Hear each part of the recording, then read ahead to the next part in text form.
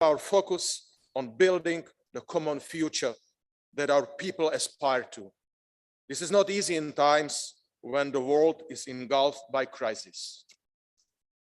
Russia's war of aggression against Ukraine is most terrible for the millions of people in Ukraine who are fighting for their survival. It is also a stark violation of the UN Charter that we all agreed to in an effort to end the centuries where strong neighbors attacked and annexed small neighbors. We are grateful for the strong political positioning and outspoken voice of many OACP's countries' leaders in condemning the Russian war of aggression against Ukraine. We had all hoped to consign this type of power politics in the history, where it belongs, but today's land grab with armed force brings back the specter of its worst sort. Even more concretely, this unprovoked war of aggression is a disaster well beyond the borders of Ukraine. It has thrown hundreds of millions of people in all of our countries into a crisis of affordability, a crisis the world couldn't afford after the pandemic. Let me make 3 commitments to you here. First, the EU is committed to helping Ukraine defend itself against this aggression for as long as it takes. Second, the EU is committed to work with you on the worst global consequences of this war. On food security alone, the EU has committed over 7 billion euros to our global food security response, offering immediate help to the most vulnerable populations and working with your governments to make food system more resilient. Third, the EU is committed to keep our focus on cooperation with you, despite the war on Ukraine. Honorable members, ladies and gentlemen, in the late 50s, our predecessors decided to build on the many elements that connect us and started to work together with a vision for a better future. Our ever-evolving partnership attracted many who join us on both sides and help us build a robust cooperation framework over the past decades.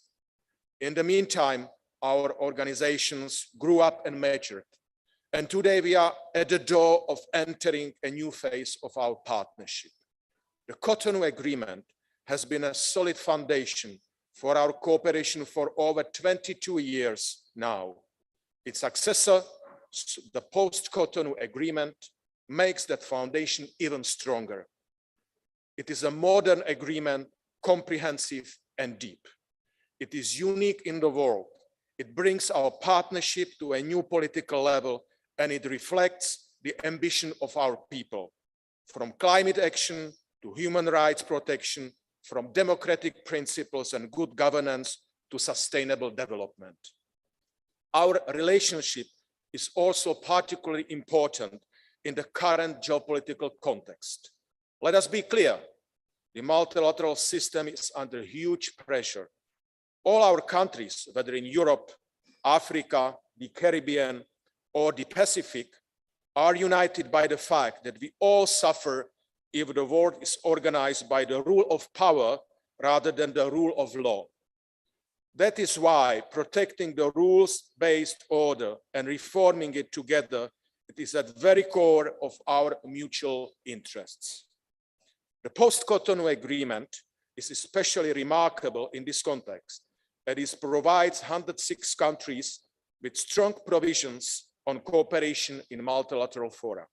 Together, our countries represent over half of seats at the United Nations, and with more dialogue and joint action, we can shape international politics.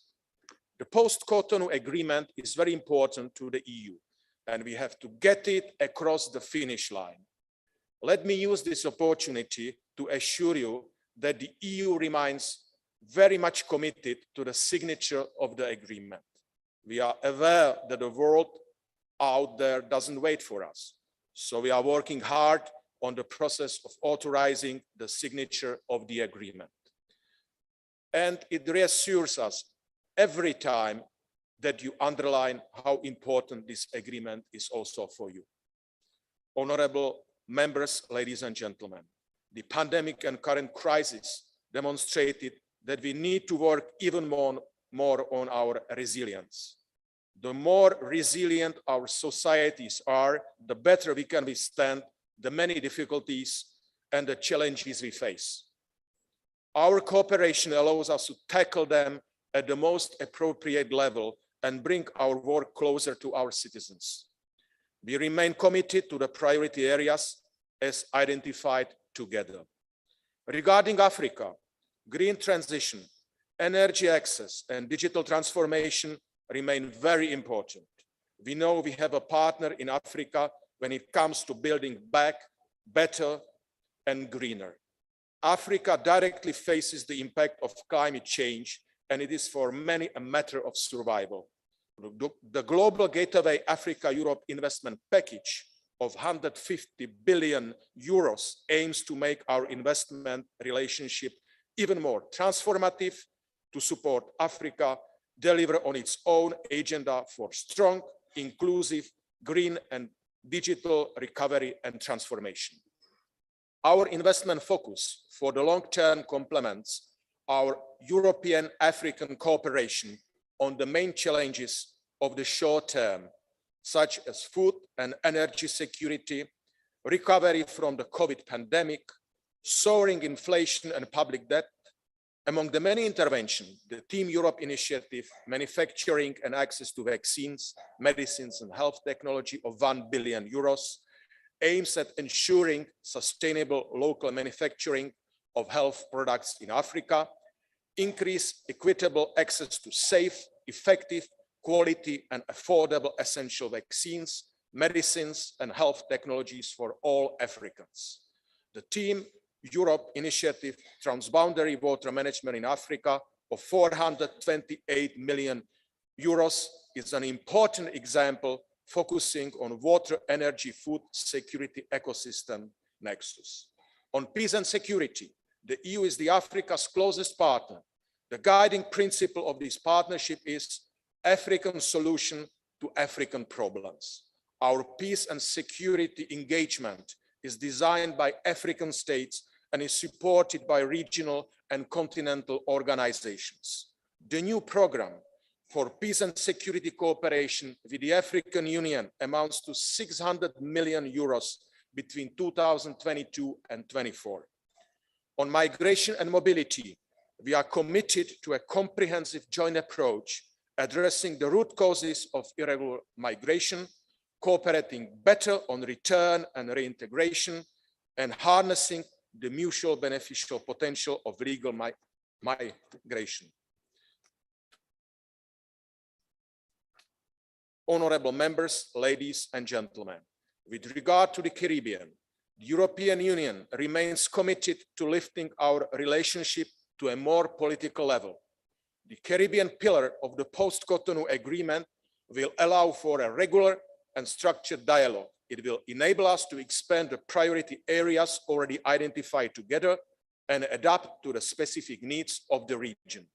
We are fully aware that the Caribbean faces tremendous challenges, which we have only increased in the last couple of years with the COVID-19 pandemic and the impacts of weather events related to climate change. Our common objectives are to advance in the implementation of SDGs and facilitate the transformative changes necessary to ensure a sustainable and resilient recovery of the region. We aim at improving environmental sustainability and climate resilience, transition to a sustainable and diversified economy that supports decent jobs and growth and promotes trade and investment, enhance good governance and build inclusive and secure societies where institutions are accountable and no one is left behind. The Caribbean region is a beneficiary of our major Team Europe initiative, Green Transition, of more than 5 billion euros. Honorable members, ladies and gentlemen, last but not least, let me turn to our engagement with the Pacific region. The EU has a long history in the region and we are committed partners and friends. The region's growing economic, demographic, and political weight makes it a key player in shaping the rules-based international order and in addressing global challenges.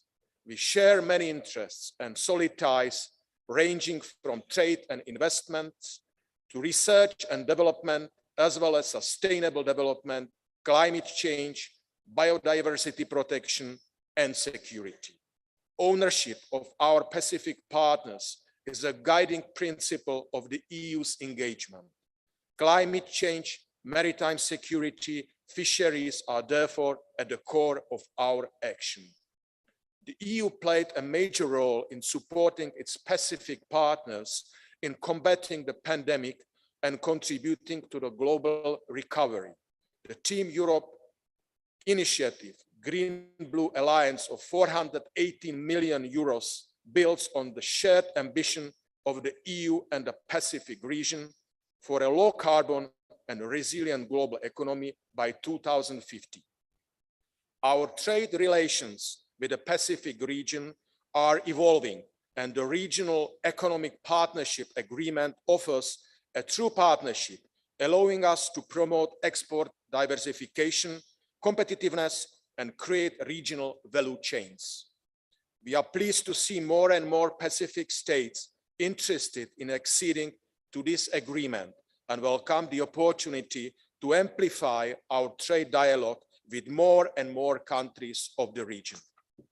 Honorable members, ladies and gentlemen, despite the ongoing crisis, the biggest global challenge we all face for the foreseeable future is climate change and humanity's urgent need for a green transition and sustainable development. In just 1 week, we will get together with the rest of the world at Sharm el-Sheikh for COP27. We are united by a clear understanding of the challenge. Without a healthy planet, we cannot achieve sustainable development. That is why the world must seriously step up the pace towards a socially just green transition. Let me use this opportunity to make 3 clear points about how the EU approaches the work with all of you at COP27. First, we must keep to the goal of limiting climate change to 1.5 degrees. Europe is fully committed to showing that this is possible while achieving sustainable economic growth. We want to achieve this for the EU with our Fit for 55 package, aiming for growth while bringing emissions down by at least 55% by 2030 compared to levels in 90s and net zero by 2050.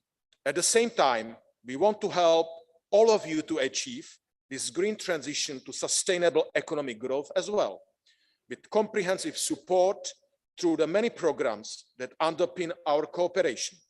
Under our Global Gateway initiative, we have set out to mobilize investment of 300 billion euros around the world, much of it for investment in the green transition. Second, our global unity can avert the worst disaster of climate change. We have to stand together even when the going gets tough in Sharm el-Sheikh on the most difficult questions. For us in the EU, it means listening to your concerns on adaptation as well as loss and damage. We are committed to meaningful action, like the 2-year Glasgow Sharm el-Sheikh work program on the global goal on adaptation and the Santiago network on loss and damage. On climate finance, the EU and its member states are the world's leading contributor of development assistance and the world's biggest climate finance contributor, providing at least 1/3 of the world's public climate finance. We are and remain committed to this. Third, I would like to assure you that Europe's current energy crisis doesn't change our commitment to green transition. If anything, it has made it stronger. In the short term, the EU is seeking alternative supplies to the Russian fossil fuels that remain in our energy mix. But in the medium term, we will achieve an accelerated green transition to renewable energy. It was a climate imperative before, now it became a political imperative too. Green energy is the future, and the opportunities for mutual beneficial cooperation with your countries are great. Green hydrogen is just one example. Honorable members, ladies and gentlemen, much is already on the way, and we have embarked on more. Our cooperation programming under the EU's new instrument Global Europe has been agreed with a view to 2027. The Global Gateway Strategy gives additional impetus for transformative projects to connect your countries, businesses, and people with each other and with Europe. On all of this, we want our offer to meet your interests, and we base it on our common values of transparency and sustainability. With this, we want the EU to be your partner of choice. There is so much we can do together. Let me end with a word of gratitude for all that you do in your various roles in capital across the world to bring our partnership to life with concrete action in pursuit of our mutual interest and common agenda. Thank you.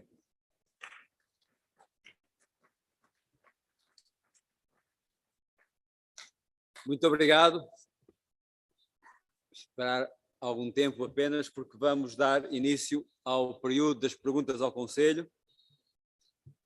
As perguntas foram feitas por escrito. Poderão ser agora, temos 3 perguntas para o Conselho ACP e 10 para o Conselho da União Europeia. Começaremos pelo Conselho ACP, depois pelo Conselho da União Europeia. O procedimento será o seguinte: só poderão colocar as perguntas oralmente os membros que estiverem presentes na sala ou que tiverem feito antecipadamente uma comunicação de terem um representante. No final, o representante do Conselho tem 1 minuto e meio para responder oralmente. No final dessa resposta, o membro que fez a pergunta pode fazer uma pergunta complementar de 1 minuto, e se isso acontecer, o membro do Conselho terá 1 minuto e meio também para responder à pergunta complementar. Vamos então começar, sem mais atraso. A primeira pergunta é ao Conselho do África, Caribe e Pacífico, é feita pelo colega Michael Galler, sobre o Global Europe e o seu impacto nos países ACP. Dou a palavra ao presidente do Conselho por 1 minuto e meio.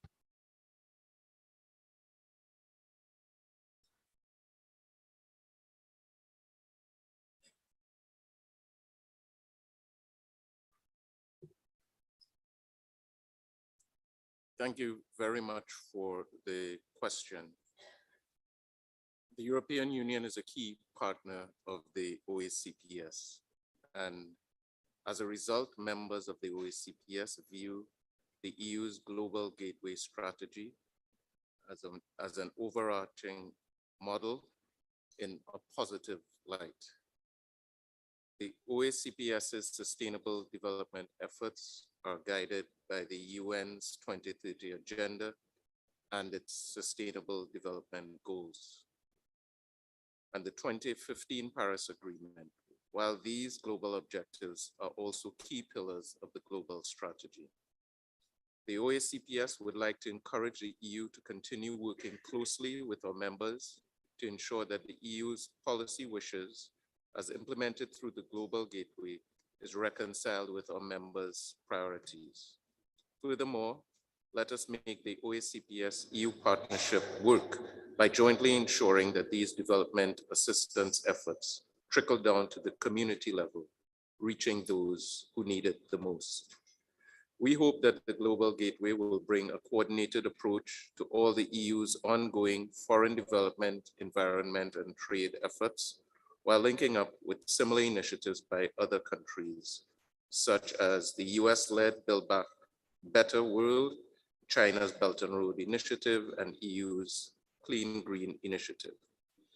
We, the OACPS, would like to see these various development programs as complementary and not in competition with each other. And this theme of complementarity is surely needed at a time of heightened geopolitical global tensions. Thank you.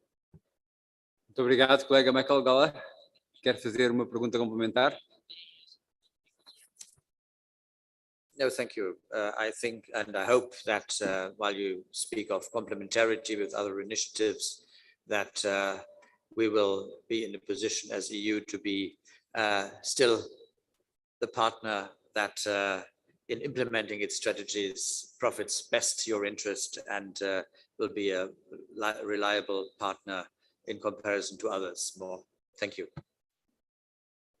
Então, eu penso que não foi uma pergunta complementar, foi um comentário, e por isso passamos à segunda pergunta, que foi colocada pelo colega Hans Heid, que também está na sala, sobre o acordo post-Cotonou. Eu dou a palavra ao representante do Conselho ACP para responder.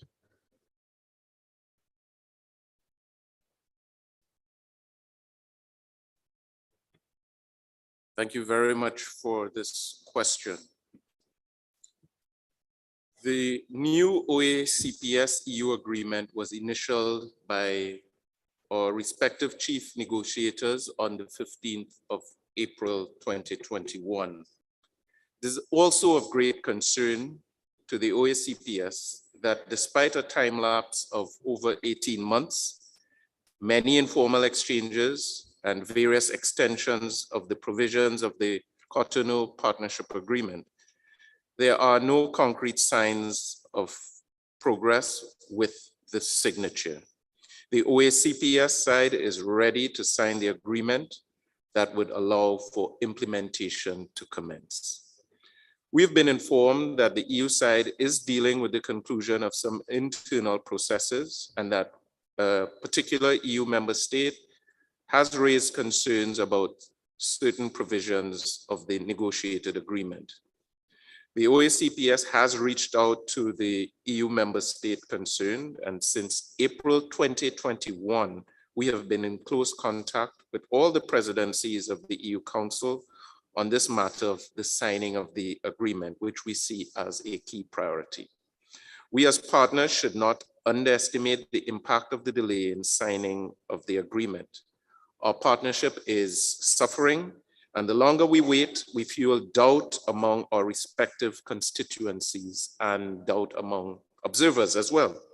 This situation would lead to the prioritization of other and separate partnerships and alliances, potentially, and relegate the OACPS-EU partnership to a lower level than it should achieve. Within the partnership, the activities of the ACP-EU Joint Parliamentary Assembly were the only formal joint institutional engagements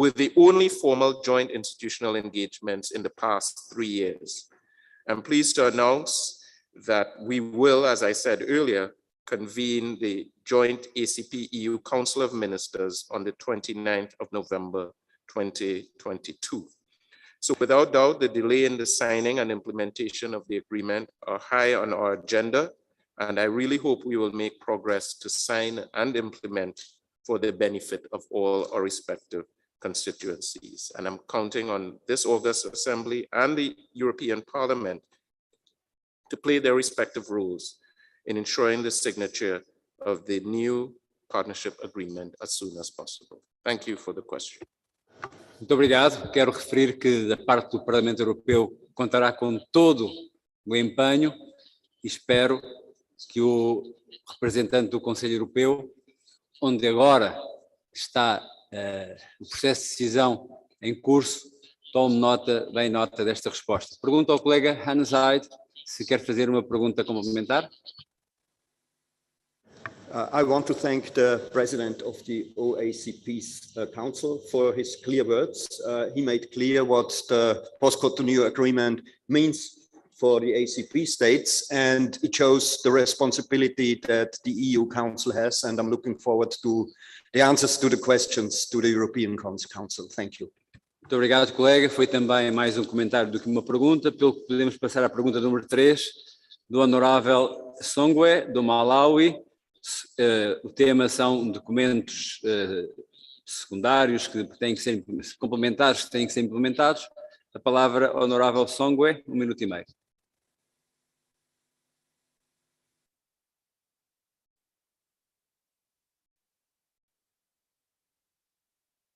Não está na sala, Honorável Songwe. Okay. Please.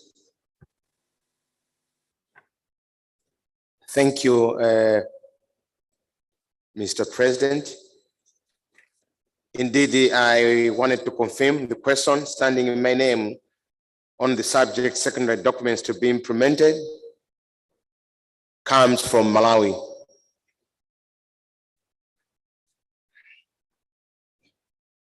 And did you can to explain the question, or I give directly? I give directly. Okay, I give directly to 1 minute and 30.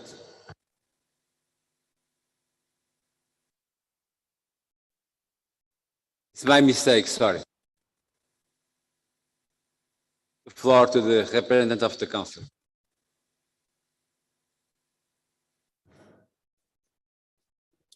Thank you very much, Representative Songwe of Malawi, for this important question. Despite the many global challenges, there is still an urge among nations to stick together in this era of globalization, united. To this end, our treaties, conventions, agreements, and protocols are critically important, and they are indeed the bedrock that regulates international relations and cooperation.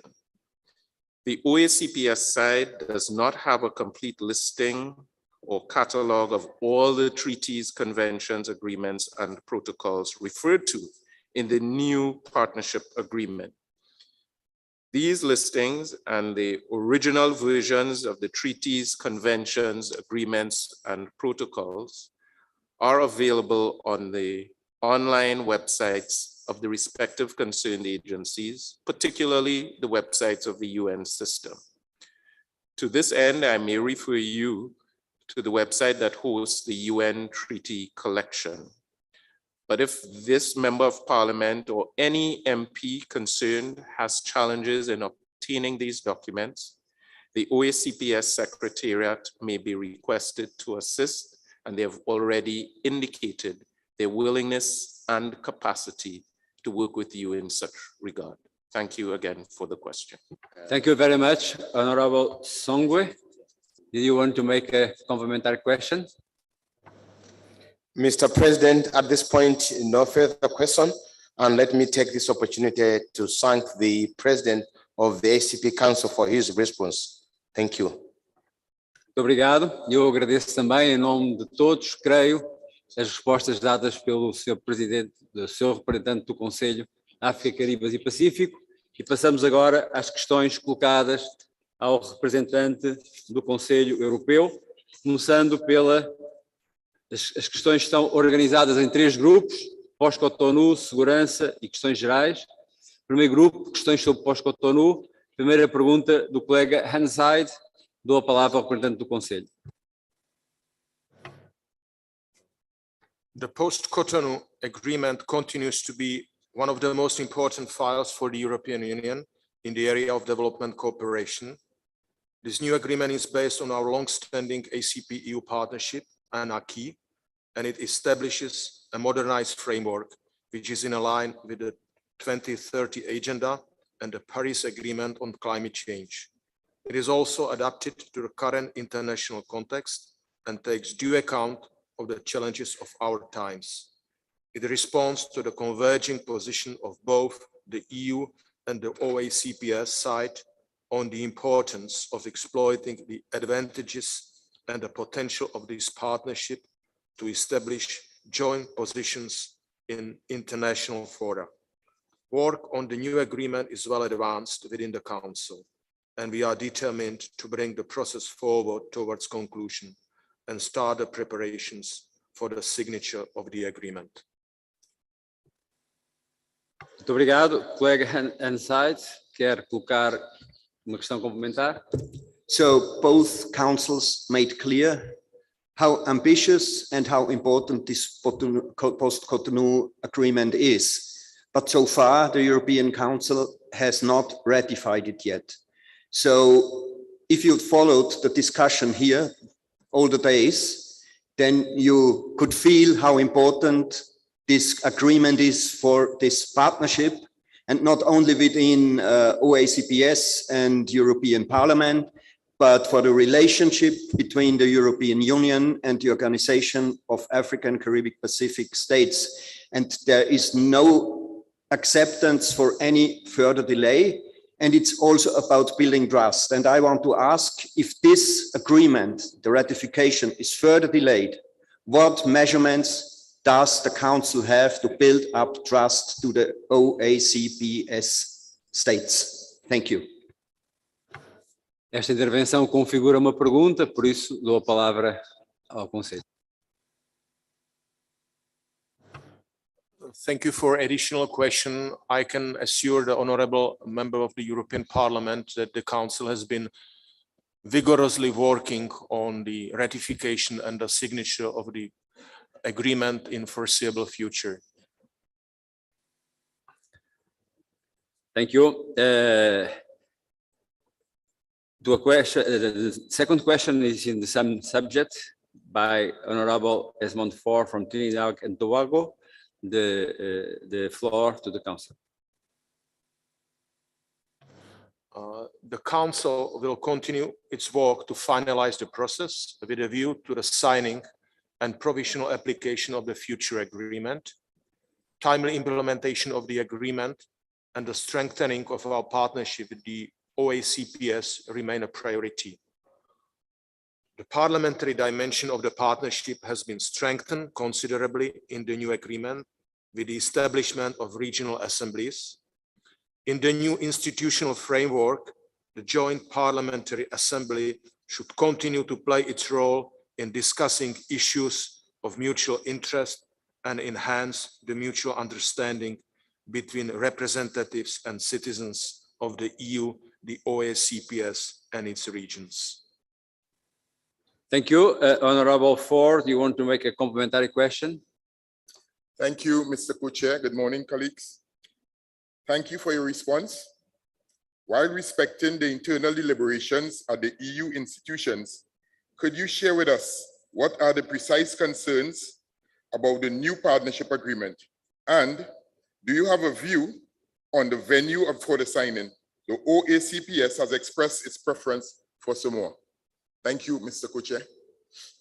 Obrigado. Palavra ao Conselho, ao representante do Conselho Europeu. I think that about the venue of the signature of the agreement, it will be discussed in due time. I know that the discussion is underway regarding your proposal. I'm not in position now to say that it's been agreed by all sides. However, we recall the comprehensive nature of the new agreement that will cover a vast variety of policy areas that are subject to our cooperation. It's still been, we are actively engaged with all EU member states so as to ensure the file is sent for approval and adoption by COREPER and Council respectively. We, as the Presidency, recalls that the ACP-EU Council of Ministers will meet on 29th November this year, and we'll have an exchange on the matter regarding the venue and the further proceeding. Thank you. The next question is from Honorable Songwe, the Malawi. It's about human rights in the post-Cotonou agreement. The floor to the Council.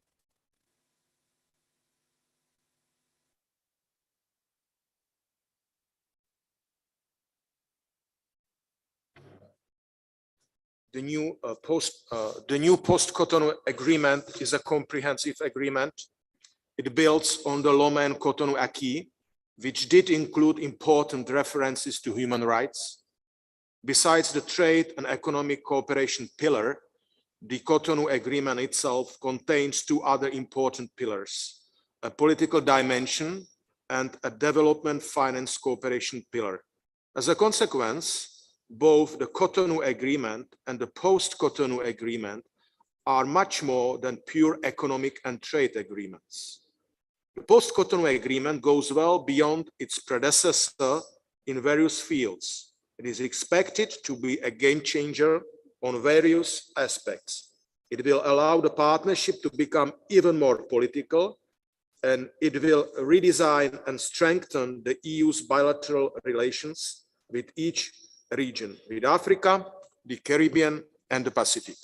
The new agreement will also focus on key common interests shared among all regions, and at the same time, it will support aspirations at the local, national, regional, and international levels.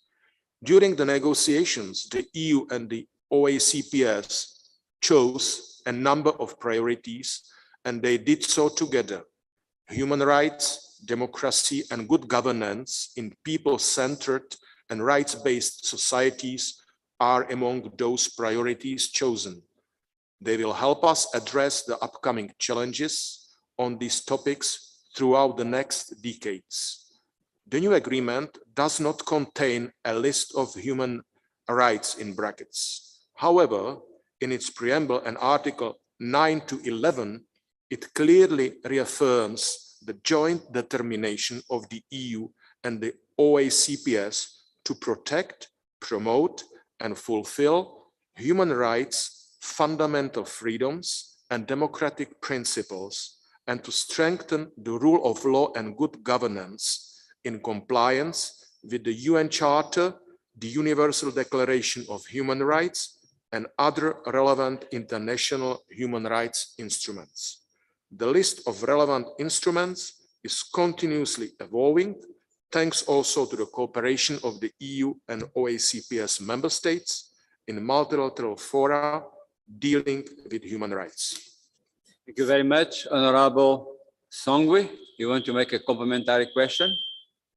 Yes, Co-President, and the complementary question is in relation to Article 9 or point 7 of the agreement, which defines human rights as essential element.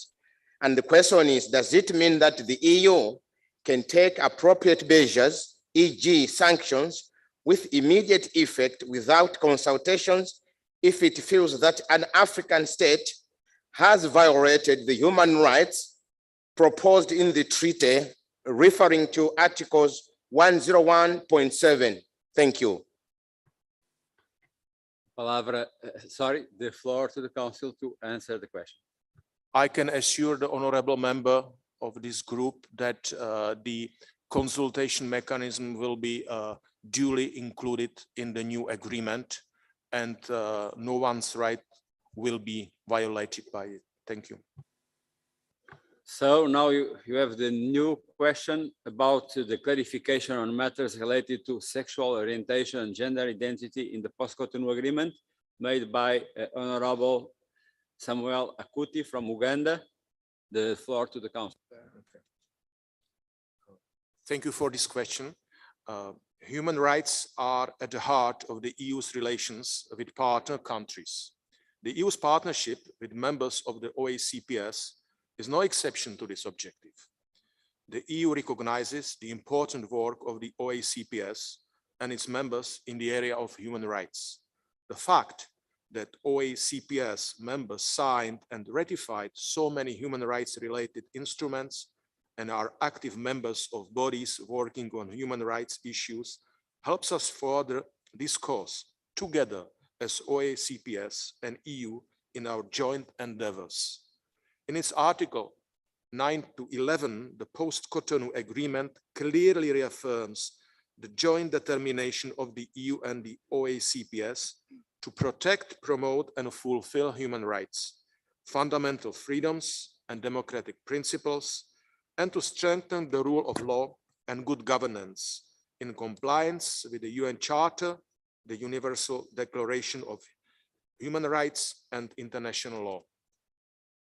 Thank you. The provisions of the new agreement do not contain explicit provisions specifically related to sexual orientation or gender identity, but a core objective is to prevent and end discriminations based on all grounds. I would also like to underline that human rights, as also clearly stated in the new agreement, are universal, indivisible, interdependent, and interrelated, and they apply to all members of society. Thank you.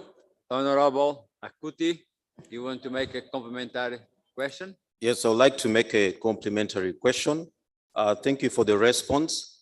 I would like to refer to Article 40 of the African Protocol, which mentions one of the listed documents as the UNESCO Technical Guidance on Sexuality in Education.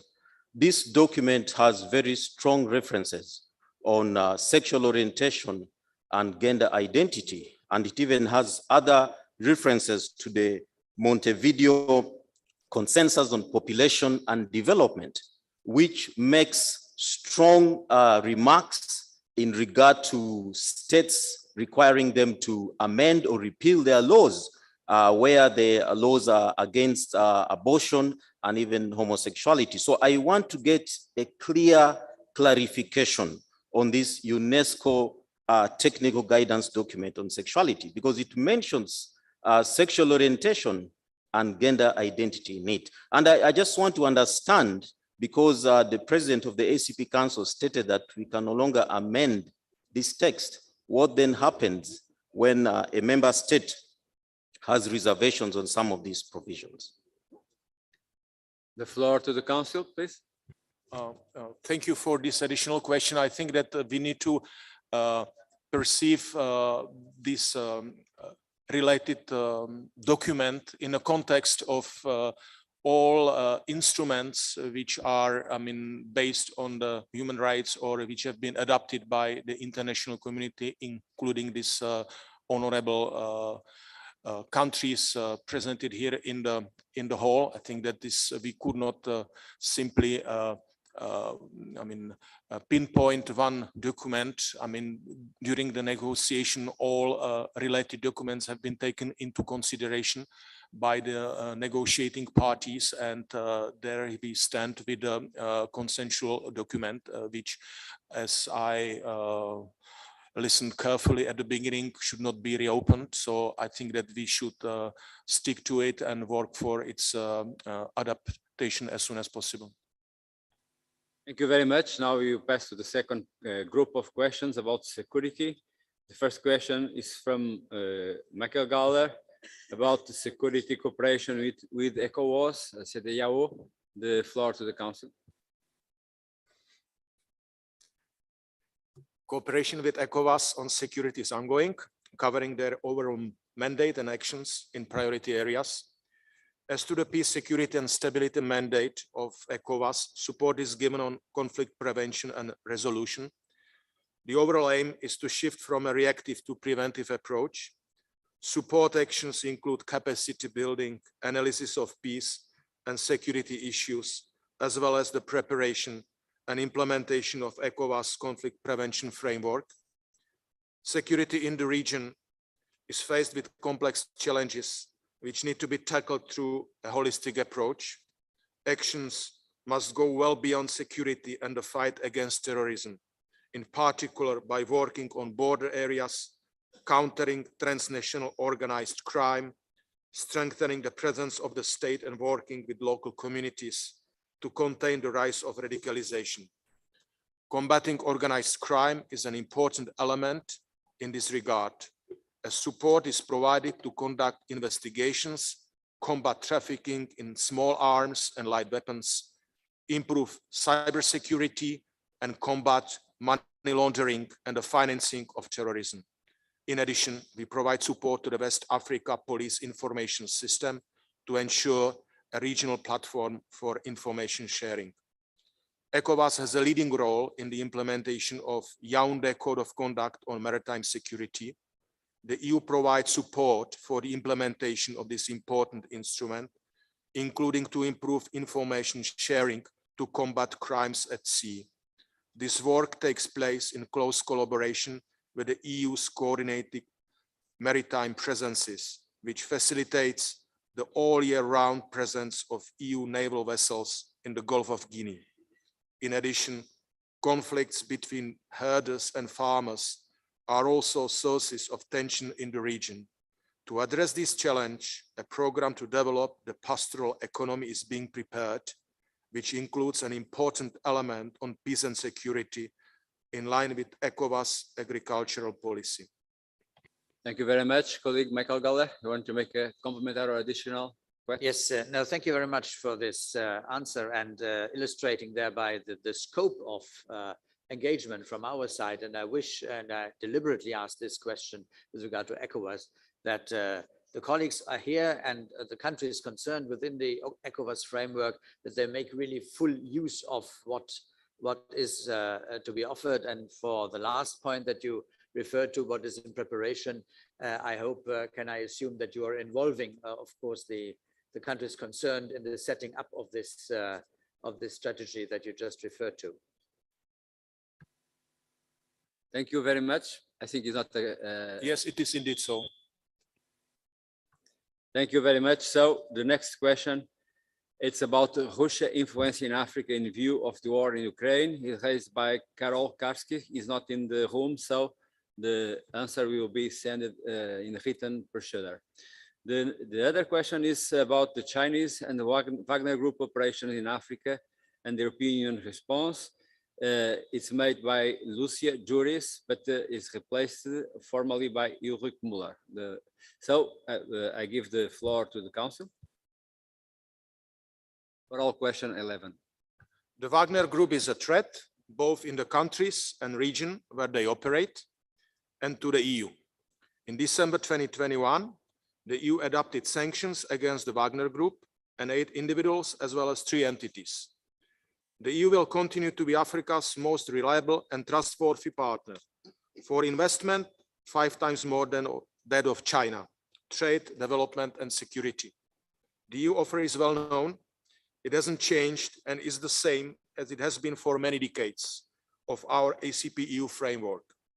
Our joint experience in working together over this long period of time is the proof of the stability and reliability of this EU offer. At the EU-AU summit, we agreed a global gateway investment, health and education package worth 150 billion euros. We want to create links and not dependencies. We want quality investments which connect people, goods and services. We offer a values-based approach, transparency and good governance. With the African Union, we support African solutions to African problems in the Central African Republic, the Sahel, Mozambique, and Somalia, to give just a few examples. EU funds do not support or benefit either directly or indirectly the Wagner Group. The European Commission ensures full compliance of the funding in that respect.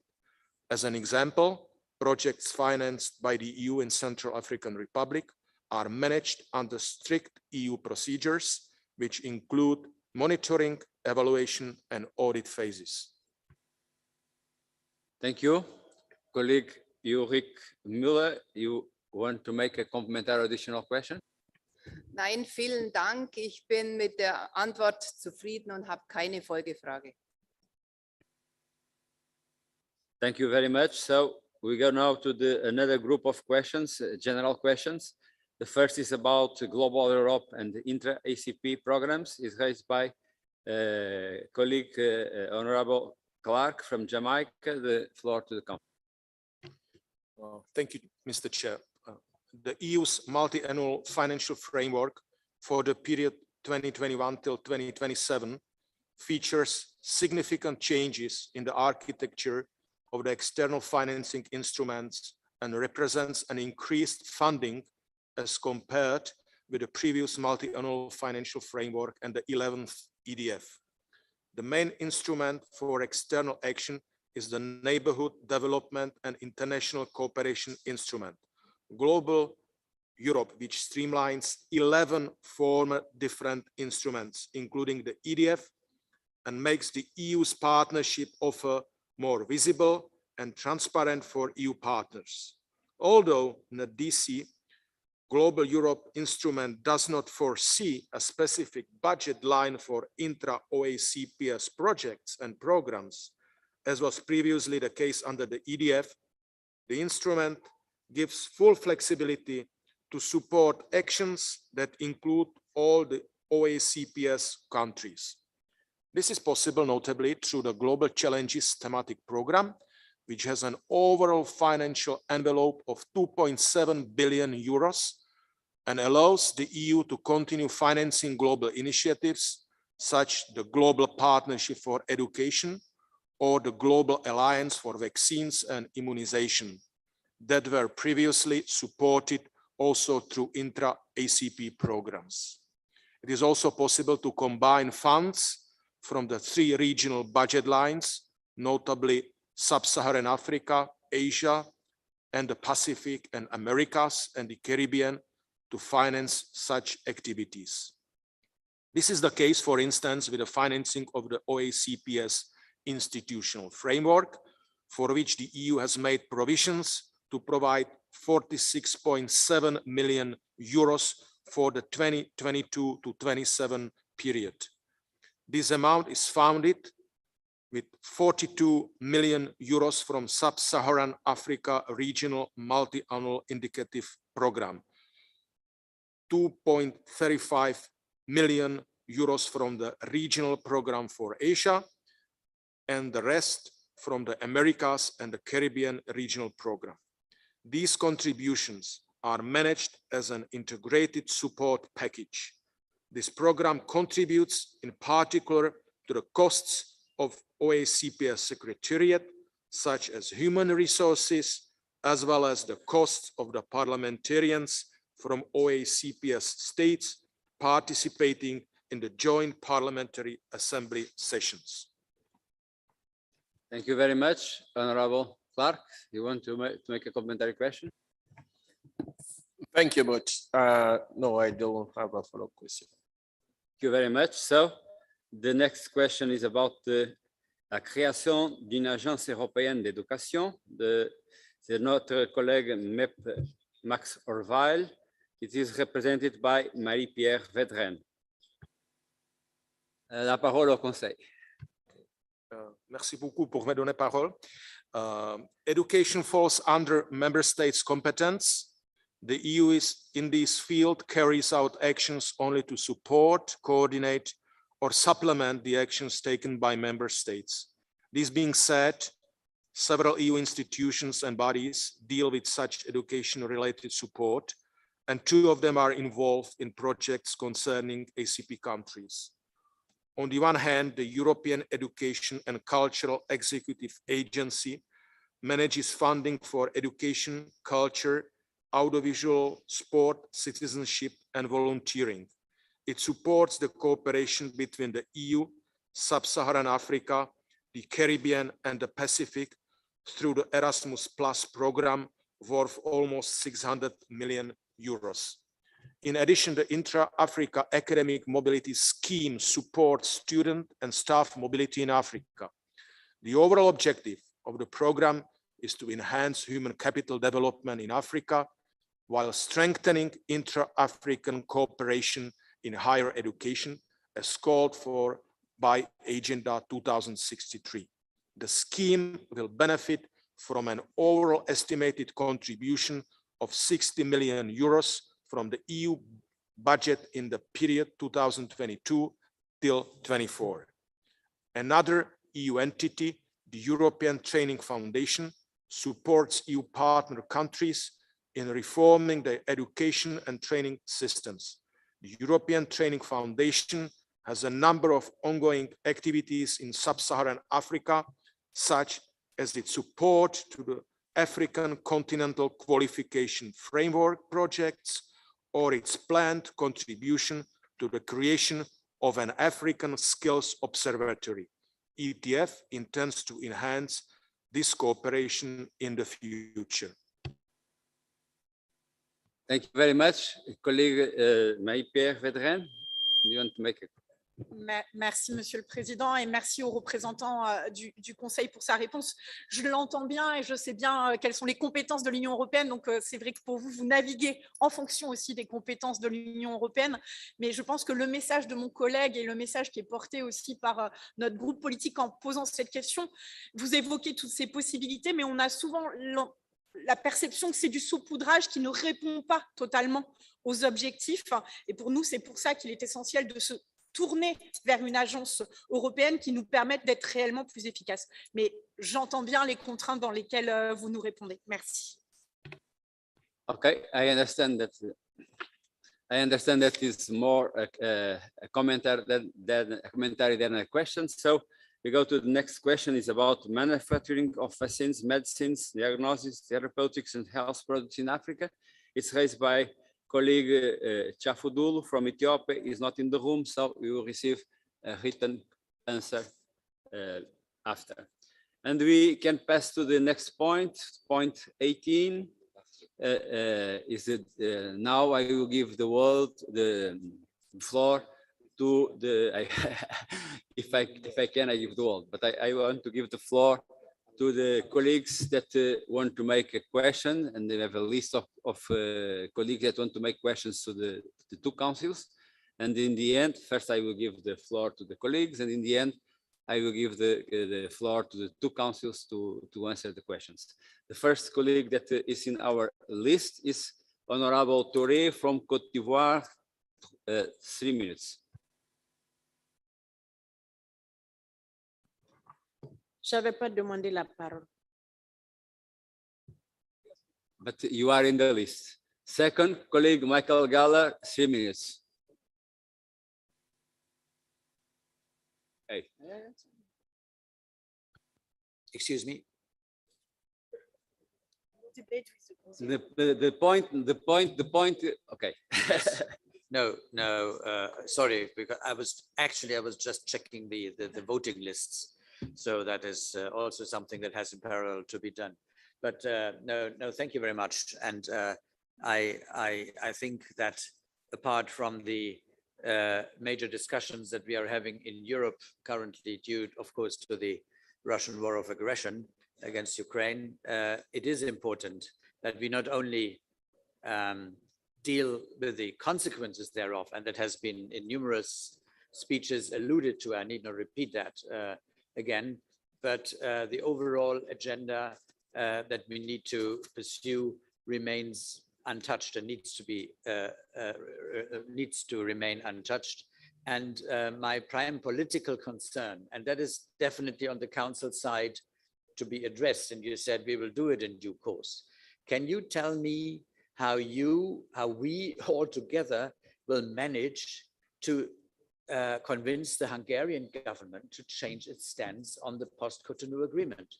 What is the, so to say, not issue related, but related with other political developments, be it the recovery fund or other issues that have nothing directly to do with this post-Cotonou agreement, that we need to make compromises about in order to get them agree here? So which, can you tell us or illustrate which aspects or which arguments the Hungarian government proposes or takes at this stage not to sign at the moment, and what do they really want to see? I mean, they cannot arguably want to reopen the whole deal, but they are probably linking other issues that have nothing to do directly with this, with their agreement. So could you illustrate or bring some transparency to this parliamentary assembly, what their arguments are, so that we can better understand where perhaps we could argue towards them and convince them not to link things that are not to be linked politically? That is my question, and I hope I'm getting some interesting answer. Thank you. Thank you very much. The answer will be in the hand of the question. So now I want to give the floor to Honorable Diallo from Guinea for 3 minutes. Merci, Monsieur le Président.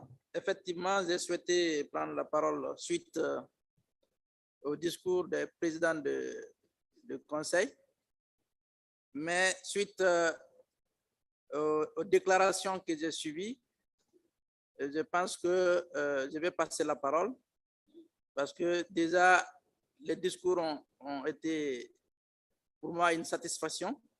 Je félicite les deux présidents et je pense que nous avons trouvé les réponses à nos questions dans leurs discours qui sont vraiment pleins de sens et pleins d'espérance. Je vous remercie. Collègue, merci collègue. Já passei ao français, mas agora em português, quero dar a palavra ao colega Pedro Silva Pereira por 1 minuto e 30. Muito obrigado, Sr. Presidente. Eu não vou insistir nas perguntas dirigidas ao Conselho sobre a assinatura do acordo pós-Cotonou, porque vejo que a representação do Conselho não está neste momento ainda em condições de nos dar garantias sobre um calendário da assinatura, mas tenho 2 outras perguntas. A primeira é sobre as prioridades políticas do Conselho para a reunião do Conselho de Ministros Conjunto União Europeia-ACP do mês de novembro.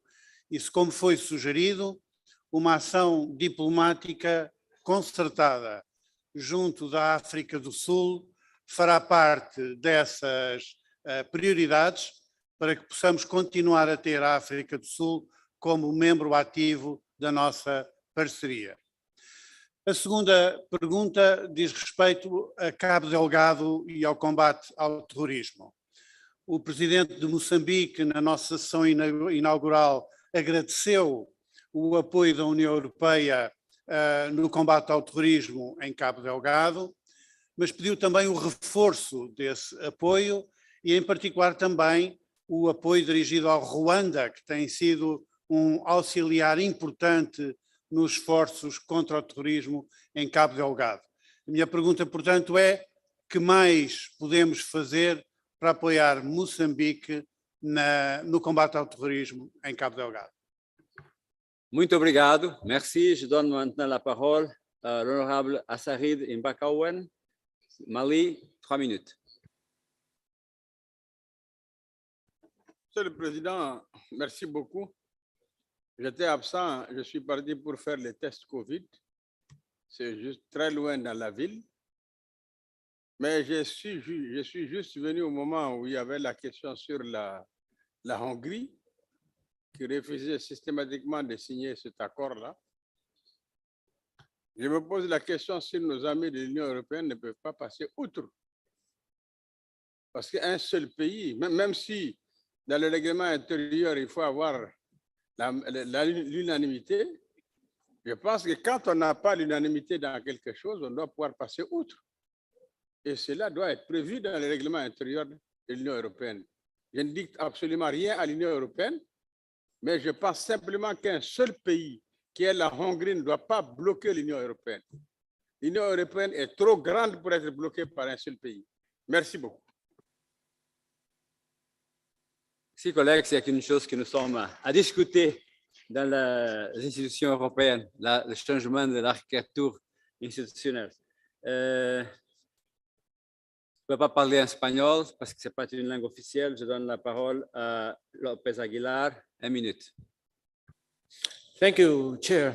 My question also relates to law enforcement, security matters between the members of our community, EU ACP, because this 42nd Assembly, Joint Parliamentary Assembly, got started here in Maputo precisely with a minute of silence with 100 victims of a terrorist attack in Mogadishu. We talked about terrorists in Cabo Delgado, but we also talked about cooperation in the terrorist arena, in the terrorist area. The point is that terrorist activities are always interlinked with other criminal activities, namely human trafficking, arms trafficking, money laundering. All sorts of crimes are interrelated. And the point is that it takes a real lot when it comes to political cooperation, capacity building, and the political dimension of this Joint Parliamentary Assembly. It takes a real lot of effort to push forward our political will to exchange intel, info, police cooperation, and judicial cooperation in order to, through capacity building, learn to know how to fight all the interrelated criminal dimensions of terrorist activity. That is my question to the Council. Thank you. Thank you, collègue. Maintenant, je donne la parole à la collègue Marie-Pierre Fetteren, de 3 minutes.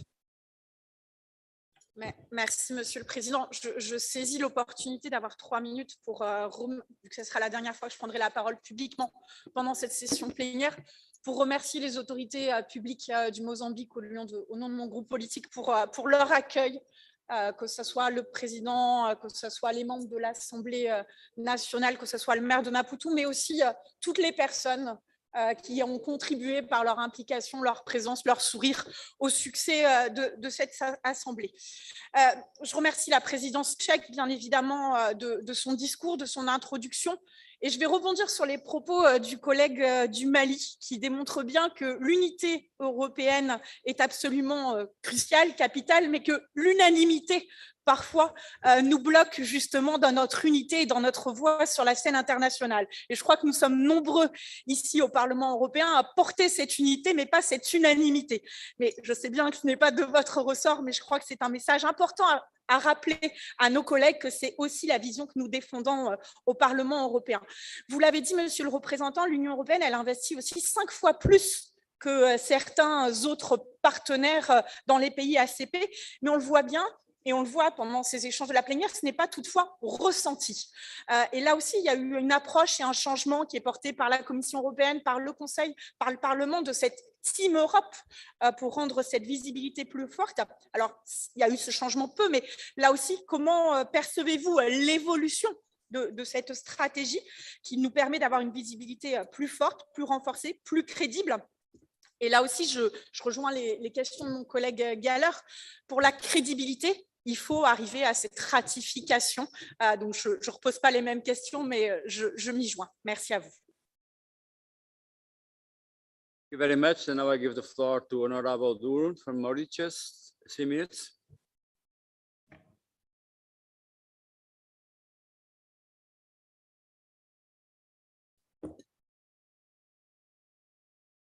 I would like to know from the Council that you were talking about human rights. Is the international law can be applied selectively?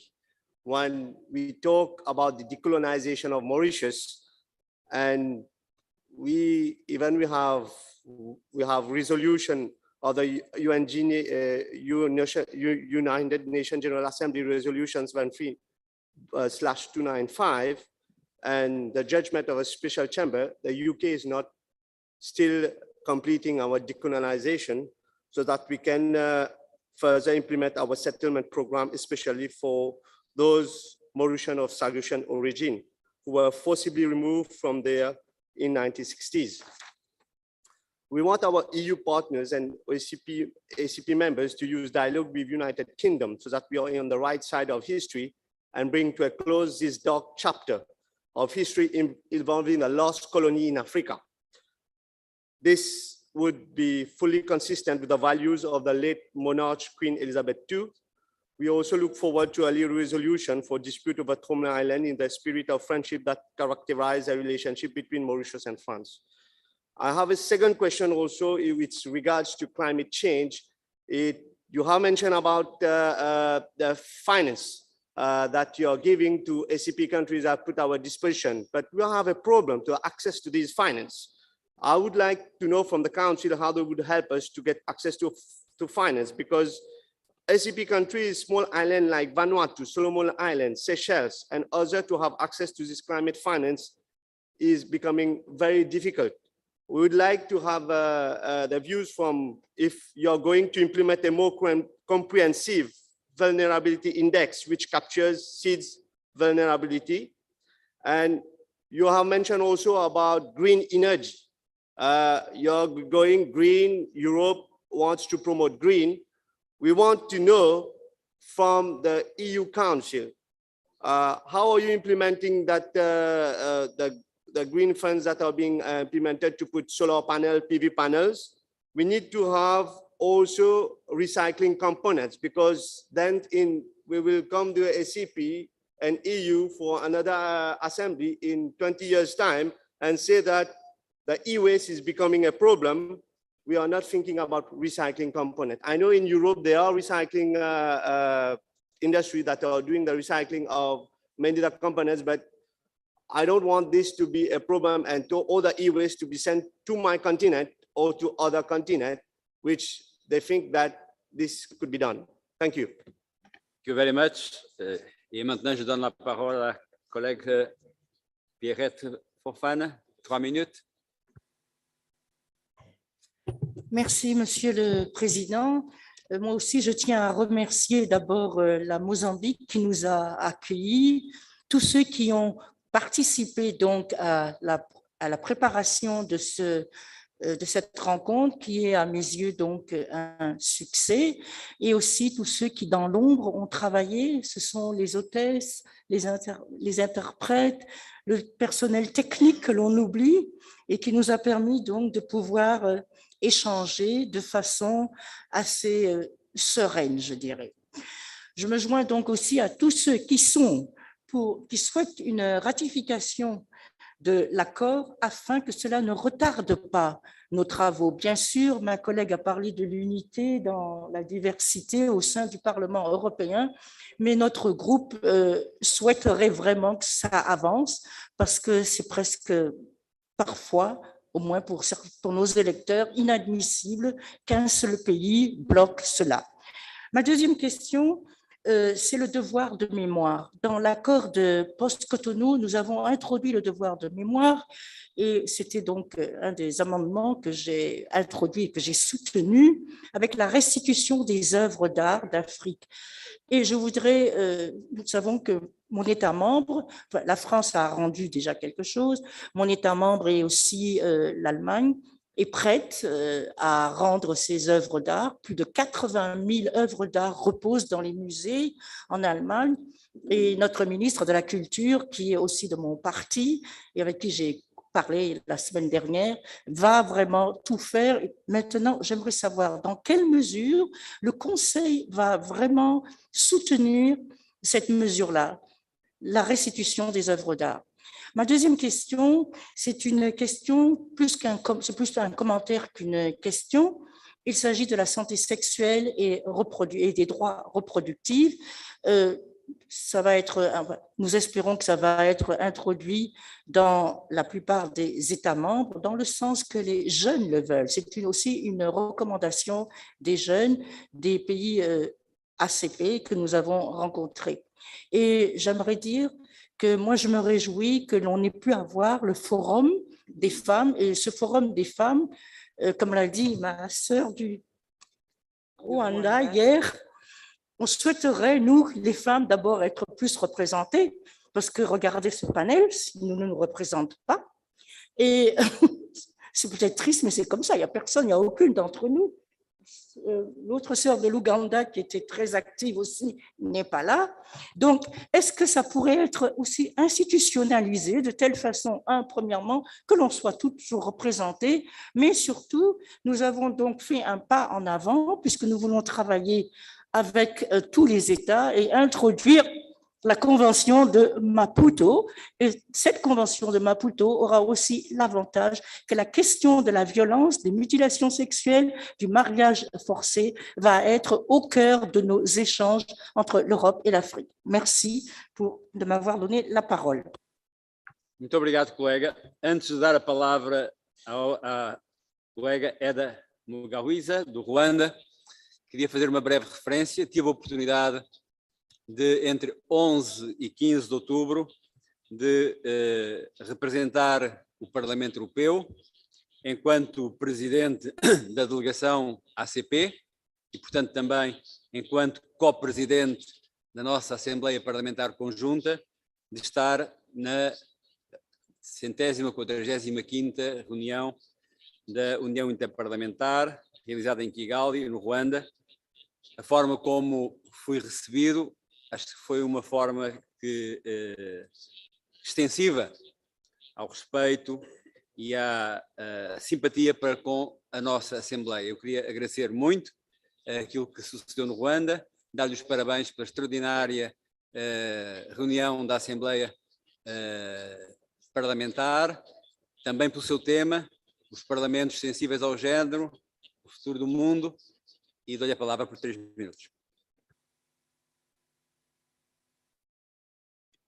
Thank you, Mr. President, for your kind words. It was actually a very good pleasure to receive you in Rwanda, and we hope to see you again back. Mr. President, my questions have been almost all covered by the presentations and the answers by the Council because it was about post-Cotonou agreement. But I remain with one curious question that has been also raised by my colleague from Mali. If the Council would share with us a little bit about the procedures, because if it's by consensus that the new agreement will be adopted, or if one or two members can, if they don't accept to sign, they can stop or withhold the new agreement to be signed. I was just curious to have a little bit about the procedures in the Council so that we know what would happen if the concerns raised by one member will keep going on, and when these concerns can be overcome. Thank you. Thank you very much. And now I give the floor to colleague David Lega, 3 minutes. Thank you so much, Chair. A lot of important topics have been discussed during this assembly, and not the least, Putin's illegal war in Ukraine has been brought to the agenda. And we know that it has not only affected Ukraine and the rest of Europe, but also other parts of the world, in particular the African states. As many African communities are very dependent on agricultural imports, the Russian war has had devastating consequences, deeply worsening the food insecurity in Africa. And this crisis comes on top of already prominent challenges resulting from, as we heard, climate change and also the COVID-19 pandemic. And by no doubt, must the EU, together with its humanitarian counterparts, take action to stop the immediate famine and secure humanitarian assistance. It is in our common interest to support the ACP countries and strengthen our partnerships. And I have always been a strong supporter of international trade and cooperation. However, we all agree that EU trade and cooperation must be based on respect for fundamental human rights and values. There is no secret that from the EU we see reforms needed in these areas in some of the ACP countries. For instance, a couple of EU citizens are unrightfully imprisoned without trials or access to legal assistance. For us, that is unacceptable. Fair trials must be a basic requirement for any new or extended partnership. So this leads me to my question or my concern. How will the Council ensure stronger partnership, widened cooperation, new trade agreements, and enforced development projects, while at the same time ensuring the much needed reforms to protect human rights? And also, how can we make sure to help the vulnerable communities that have been so deeply affected by the Russian war, and at the same time demand improvements regarding the respect for human rights and democratic values in our partner countries? To conclude, I am convinced that trade and cooperation create conditions for peace and for prosperity. And never I have doubted this, but I would like to stress that we cannot have carefree discussions about trade and partnership in one forum, and then the next moment criticize human rights violations in other fora. The EU must act consistently based on our core principles. Trade and human rights cannot and should not be separated, even during critical times. So I look forward to hearing you elaborating on these very complex issues. But since this is my last intervention and I have 20 seconds left, I would also like to thank my dear colleagues for these very important discussions during this assembly, and also to our hosts for taking care of us so well. And I do hope that our next session, hopefully we can invite you to Sweden, my home country, in the summer. I'll do my best to make sure of that. Thank you. Thank you, colleague. And I appreciate a lot your commitment to make the next GPA in Sweden. And I will give now the floor to Honorable André from Clifford André from Seychelles, 2 minutes and a half. Thank you very much, Mr. Co-Chair. Mr. Co-Chair, having listened to the EU Commission, Council, they've told us that there is respect for the rule of law and good governance as well, or matters that would address such. My concern is, I wanted to know, even when you say these issues, how is Europe, the Council rather, planning to address the issue of separation of powers, because it is of concern that there are there are serious interference between the different arms of government that sometimes prevents the proper implementation of rule of law and in respect of good governance. So I would like to have a broad picture as to how this is going to be played out and what are the assistance that are available. Thank you very much. Thank you very much. I want to inform all the colleagues that in this debate is not preview catch the eye. We will give the floor only to the members that are in the list. So next, Maria Arena, collègue Maria Arena, 1 minute off. Merci, Président. J'aurais deux questions. La première, comme beaucoup de mes collègues ici, concerne le blocage concernant l'accord post-Cotonou. Et je voulais un peu savoir quelle est la stratégie, effectivement, par rapport à un pays tel que la Hongrie. Je le rappelle aussi pour nos collègues des pays ACP, Hongrie, qui est l'idée par un gouvernement d'extrême droite et qui aujourd'hui utilise un certain nombre d'arguments tels que les arguments liés à la question migratoire dans cet accord pour bloquer cet accord. On sait que de nouveaux gouvernements d'extrême droite arrivent en Europe, pour ne citer que l'Italie et la Suède. Et donc, est-ce que la Hongrie trouvera de nouveaux alliés d'extrême droite pour bloquer un accord tel que celui-là? Et si oui, quelle est la stratégie du Conseil de composer d'une grande majorité de pays démocratiques pour pouvoir, je dirais, contourner ce genre d'argument qui est, je dirais, monocentré sur la question de la migration. La deuxième question, et c'est beaucoup plus concret, on a eu des débats ici sur la question de la biodiversité et on sait que l'Union européenne est productrice de beaucoup de pesticides, dont des pesticides qui sont jugés toxiques pour les Européens et qui continuent d'être exportés vis-à-vis des pays des ACP. Quelle est la position du Conseil? Je sais qu'aujourd'hui au Conseil, on bloque sur ces questions du ban des pesticides.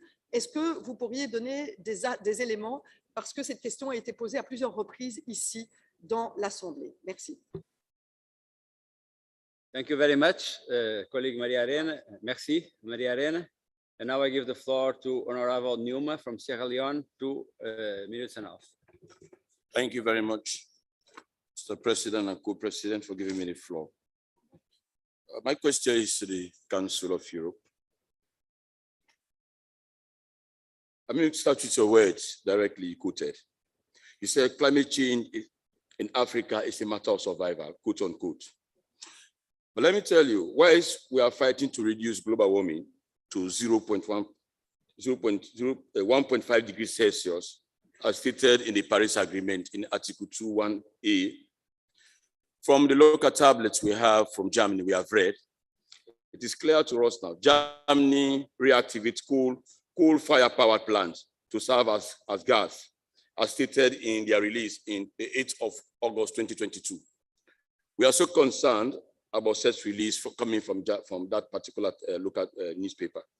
But it's also interesting to know that the energy crisis in Europe is a matter of concern because of the fight between Europe and the war in Ukraine. But is it the right thing to do once we are trying to reduce on the global warming, fighting to live with Article 2 of the Paris Agreement? And we are seeing Germany going back to reactivate the coal-fired plant, coal-fired powered. Is it the right thing to do? Because we have questioned that the agreement between us and Europe, we the ACP country are questioning that. What is the sincerity for us in terms of implementation and enforcement of some of these agreement that we have signed to? And we are also behind in terms of the pledges we made for the $1 billion to fight climate change. So seeing this one is a matter of concern and it raises a lot of questions as where are we going in terms of fighting climate change? So I would like to know from you, sir, if this is the right thing to do, to reactivate coal-fired power plants for energy. Thank you. you very much, colleague. Now I give the. Maintenant, je donne la parole à Eric Andrieu pour 1 minute. Oui, merci, Monsieur le Président. Nous avons vu tout au long de nos discussions ces quelques jours qu'il y a eu une évidence qui s'imposait à nous, savoir que le multilatéralisme est certainement la réponse à un grand nombre de nos problèmes et de nos difficultés. Et dans ce multilatéralisme qui est la seule voie concrète pour faire face aux crises mondiales telles que le changement climatique, les pandémies, le terrorisme, la pauvreté, les droits de l'homme ou les retombées d'un conflit, on mesure combien l'importance de notre Assemblée est grande et combien il faut qu'elle aille de l'avant. Et en cela, je voudrais, moi aussi, et ce n'est pas original, dire combien, d'abord, je regrette que mon pays, la France, ne soit pas parvenu à faire signer l'accord post-Cotonou. Et pendant 6 mois de présidence, on nous a dit, nous y travaillons, nous allons y parvenir. Et finalement, à la fin de la présidence française, nous n'y sommes pas parvenus. Donc ma question s'adresse au Conseil, moi également. Quels moyens concrets et sur quoi peut-on s'engager pour enfin parvenir à la signature de cet accord post-Cotonou? Tant il est vrai que si ce n'est pas signé, la fragilité de notre édifice en tant qu'assemblée parlementaire paritaire sera grande et combien ce que nous portons ici en débat au nom du multilatéralisme peut demain échouer et nous serions tous victimes au regard des enjeux qui ont été discutés hier sur, en particulier, donc, le climat, donc pour l'avenir de nos continents. Je vous remercie, Monsieur le Président. Thank you very much. I give the floor now to Honorable Akello, to Uganda, 2 minutes and a half. Thank you, Mr. Chairman. I'm the one who appointed Honorable Akello, and she said that I should pass on her question, but she's not here. Mr. Chairman, our concern as Uganda is on the process, which is always followed before making all these commitments. For example, on human rights, because some of us, we do want our societies to be considered when you're defining some of these aspects. For example, in Uganda, issues of LGBT and homosexuality, I can tell you, and abortion are issues that can never be accepted, and we shall not pass laws which we shall be allowing them. If people do want to be homosexuals or what, we don't have a problem. Let them go and have their life. But promotion of that in our country can never be accepted. And then when I heard someone saying that these are human rights which you must be respected, they are universal, I just want to assure you they can never. So what does it help for you to sign an agreement which we can never domesticate? If you went and talked to our ambassador, our minister, and you made resolutions. I'm the Deputy Speaker of Parliament. I can assure you the Parliament I lead will never pass laws that are going to be against our values. And I received one of the packs from Renew Europe, and they had written on values not for sale. African values can never be exchanged for European funding. That one can never. So I request that we define human rights so that we know the boundaries. Human rights, we don't involve issues of LGBT, we don't involve issues of abortion, because that is on the core of the African culture and society. I thank you. Thank you very much, colleague. And now our last speaker in the list, it's Honorable Kaltonga from Vanuatu. 2 minutes and a half, please. Thank you, Mr. President. Whilst I thank the European Council for its statement on climate change of 24th October 2022 on acknowledging the parties should consider their obligations on human rights when taking action to address climate change. However, contrary to the belief that international law already contains existing obligations to protect people from adverse effects of climate change, these obligations remain misunderstood when states prepare their nationally determined contributions under the Paris Agreement of the UNFCCC. It is for this reason, Mr. President, that Vanuatu and ACP states and perhaps EU member states will bring a resolution to the UN General Assembly calling on the International Court of Justice to provide an advisory opinion clarifying the existing obligations of states under international law to prevent harm to the climate, environment, and human rights. We are hopeful to once think multilateral cooperation in a non-binding, constructive, and inclusive manner. We sincerely hope that the EU Council can join the ACP-EU countries in formally supporting this transformative approach of this ICJ climate initiative. Obrigado. Thank you very much. We have to the end of our list. So now I need the floor to the councils. First to the Minister Browne. You have 10 minutes. I understand that most of the questions are more for the European Council, but all the questions are questions important for the two councils. And so, Minister, please, 10 minutes.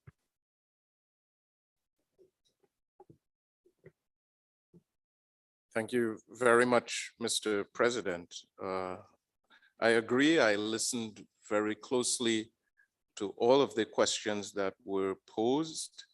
I was not able to identify specific questions directed to the ACP Ministerial Council, but I do have some reflections that I would wish to share in response. I identify there were a series of questions posed by parliamentarians on the issue of Hungary and the delays that we have been faced with for the prospective signing of the post-Cotonou agreement. I just want to say, as I've indicated earlier, that we identify firmly with those concerns. We are looking forward to continuing to working with our European colleagues to find an urgent solution to this challenge. And I'm hoping even at this forum, we can get some further clarity that might assist us in leveraging our own mechanisms and influence toward Hungary and potentially toward other European allies in resolving this apparent impasse. So I want to identify with the series of parliamentarians who reflected on the delays in signing of the post-Cotonou agreement. There was the issue of the priorities that would be identified for the Joint Council of Ministers on the 29th of November 2022.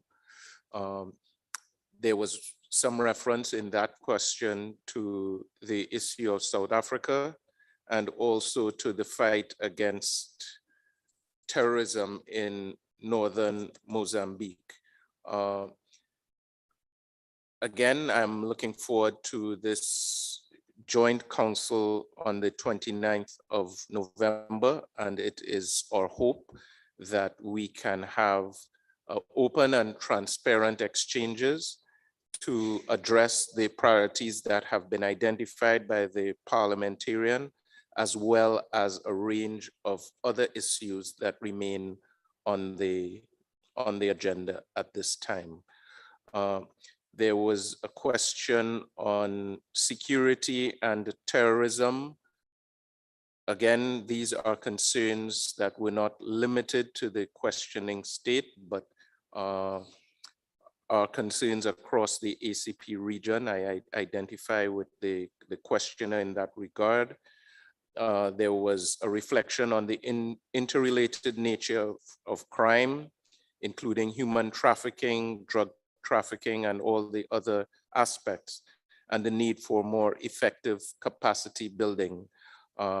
It is our view that that is one of the potential benefits of the post-Cotonou agreement and enhanced partnership in the new era with our European allies. There was a question from Mauritius on selective application of human rights. That was, I think that phrasing reflected concerns expressed by several of those parliamentarians who posed questions. We may have clear rules and clear principles, but sometimes it comes down to who is doing the interpretation.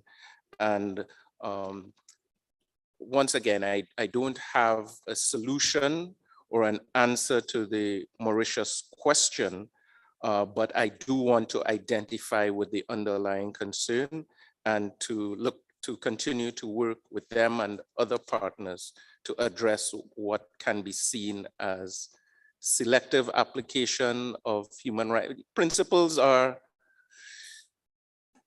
only principles if they can withstand and endure changes in convenience and perspective. And therefore, we need to be equitable in how we apply these so-called principles. So I, on behalf of the ACP side, I identify with that as well. There was another question on the Russia-Ukraine war, and there's another area in which there is not a homogeneous position within the ACP grouping. Certainly from the perspective of the Caribbean community, we have made our position very clear. And the government of Trinidad and Tobago has been part of that CARICOM position, which we identify very clearly our concerns or what we see as the violation of international law and the sovereignty of the respected international borders of Ukraine. That being said, this is not, the positions within the ACP are not identical in this regard. And therefore, I don't wish to make any pronouncement on behalf of the various sub-regional groupings. What I can reflect is the position of the government of Trinidad and Tobago, the position of CARICOM, and the recognition and respect for the sovereign perspectives of all member states of the ACP. There was a question again about a strategy to treat with Hungary. There was information shared that it's what's characterized as a far-right government in this regard.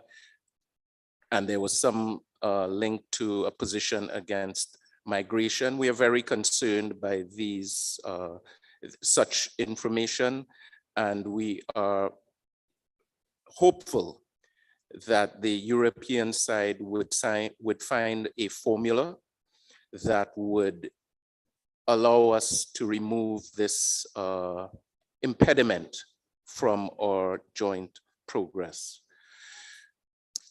There was a comment that multilateralism is the answer. That's something that we certainly identify with 100%.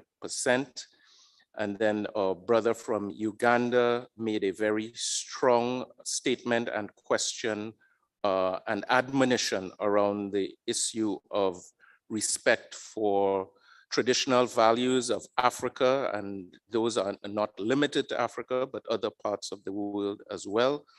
And really a call to respect the laws of sovereign states that form part of this body. And I don't think anyone can be in opposition to that call for sovereignty. At the same time, we take note of the various European positions in this regard, their attempts to influence such values, to call for changes in the African and ACP dialogue in this regard. What I can say is that respect goes in both directions, and just as we are willing to listen and to dialogue with the Europeans on these troubling issues, we would want to ensure that our voices are also respected and listened to and taken into account when there's any such deliberation. So I want to thank those who've contributed in this regard. I think we've covered a few of the issues, but again, I had some trouble identifying any specific questions pointed toward the ACP side. There was some mention on the issue of migration. And again, that's another arena in which we have seen a number of challenges where countries such as my own have come under negative attention on issues of migration. And it appears that there is at times a double standard being applied to developed countries in this regard. So I just want to take this opportunity to thank all parliamentarians who have used this forum to express themselves very clearly, to identify concerns, particularly those concerns that were identified from the ACP side, to thank my European colleague and colleagues for their engagement and responses thus far, and to look forward to the ongoing success of this very important mechanism for dialogue and partnership. Thank you very much, Mr. President. Thank you very much, President Minister Browne. And now I give the floor to the European Council, please, 10 minutes. Merci, Monsieur le Président. Ce sera plus que 10 minutes. Je crois que après, quand j'entendis attentivement aux questions tellement pertinentes qui ont été posées par les députés, ce sera plus temps que j'aurai besoin pour les répondre. Tout d'abord, permettez-moi, laissez-moi de répondre à la question, la ratification de l'agrément de Cotonou. Nous, comme la présidente, nous sommes en contact permanent et régulier avec tous les États membres, y compris la Hongrie. Vous savez bien, les membres des côtés européens, que mon pays a les relations très étroites avec la Hongrie dans le groupe Visegrad. Donc, nous sommes en contact étroit avec nos partenaires hongrois sur ce sujet. Vous aussi savez bien que pour moi, je ne peux pas faire des commentaires sur les liens entre la ratification de Cotonou et les autres questions pertinentes au sein de l'Union européenne, y compris droit de l'homme. Le droit de l'homme. En ce qui concerne, je crois qu'il y aura une occasion pour nous de discuter ce point au cours de notre réunion ministérielle conjointe du 29 novembre. Ce sera la première réunion après 3 ans de pause pour poser ces questions aux représentants hongrois et pour parvenir à un objectif de faire ce qui est nécessaire à faire pour la ratification de notre agrément. Accord. Donc, la question de l'unanimité en ce qui concerne l'adoption de traités de post-Cotonou est vraiment pour nous, il s'agit de l'unanimité toujours et on reste avec l'unanimité pour les jours qui viennent. Je crois que j'ai répondu aux questions de plusieurs députés. Maintenant, queria fazer respostas à pergunta o nosso colega português sobre o apoio da União Europeia pelo Moçambique, que já foi feita através do programa da paz da União Europeia, já foi colocado o montante de 89 milhões de euros para apoiar as tropas rwandanas que estão ativas contra as terroristas nesta região. Permete-me também vou dizer que as prioridades pela reunião ministerial no dia 29 de novembro está no processo da validação dentro do Conselho e não serão diferentes dos objetivos e temas que foram discutidas entre nossa sessão interparlamentar aqui, porque nós partilhamos todos os mesmos objetivos e a nossa tarefa é dar os impulsos e passos para construir uma parceria nova.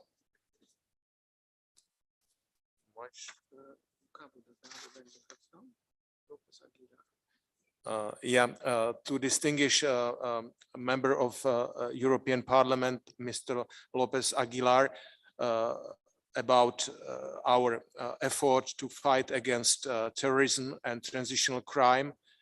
It's the peace and security is a central issue under the new agreement, and is to ensure that our mutual priorities flourish.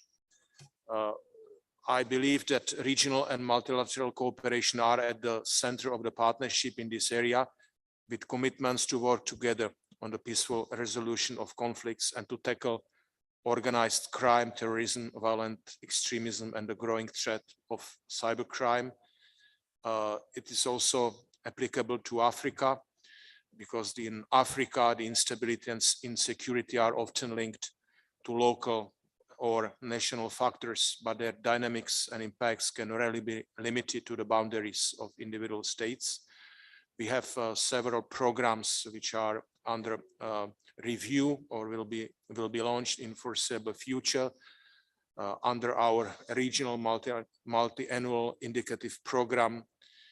We indicate the democratic governance, peace and security and cultures as one of the priority areas, contribution to effective preventions, protection against and response to transnational security threats, including organized crime across the continent, is one of the specific objectives under the priority area, is eligible for financing under the 130 million euros envelope.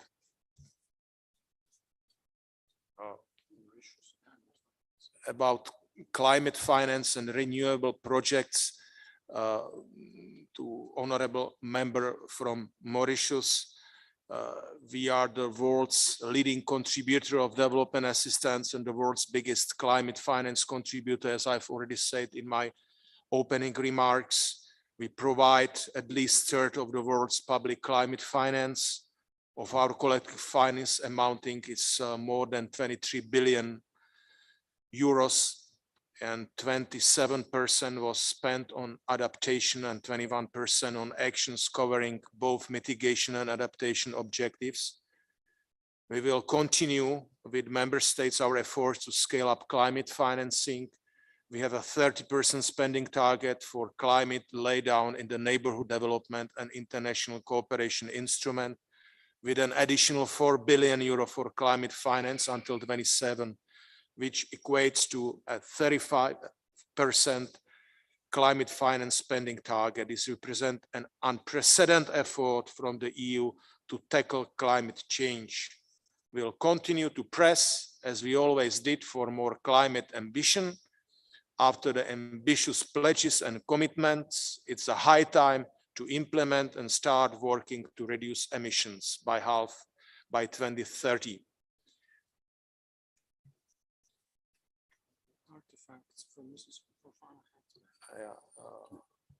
On the artifacts question, I think we welcome the strengthened, dedicated dialogue among countries on important issue of restitution of artifacts.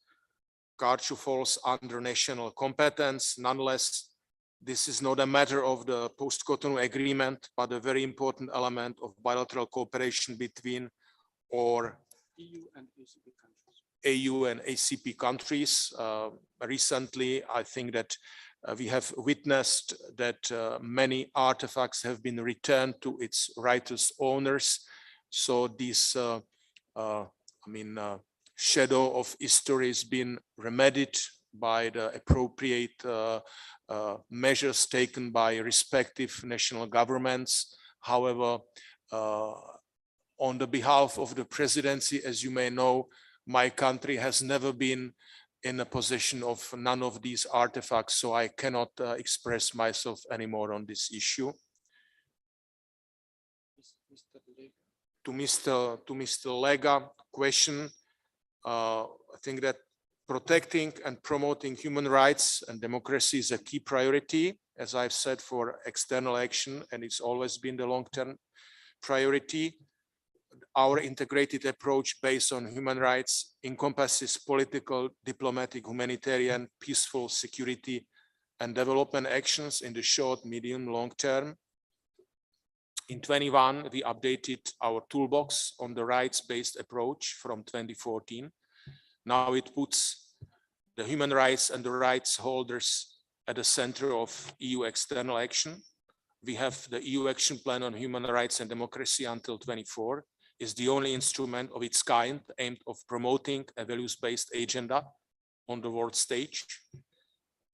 We have also our DG program, which have a chapter on human rights and democracy.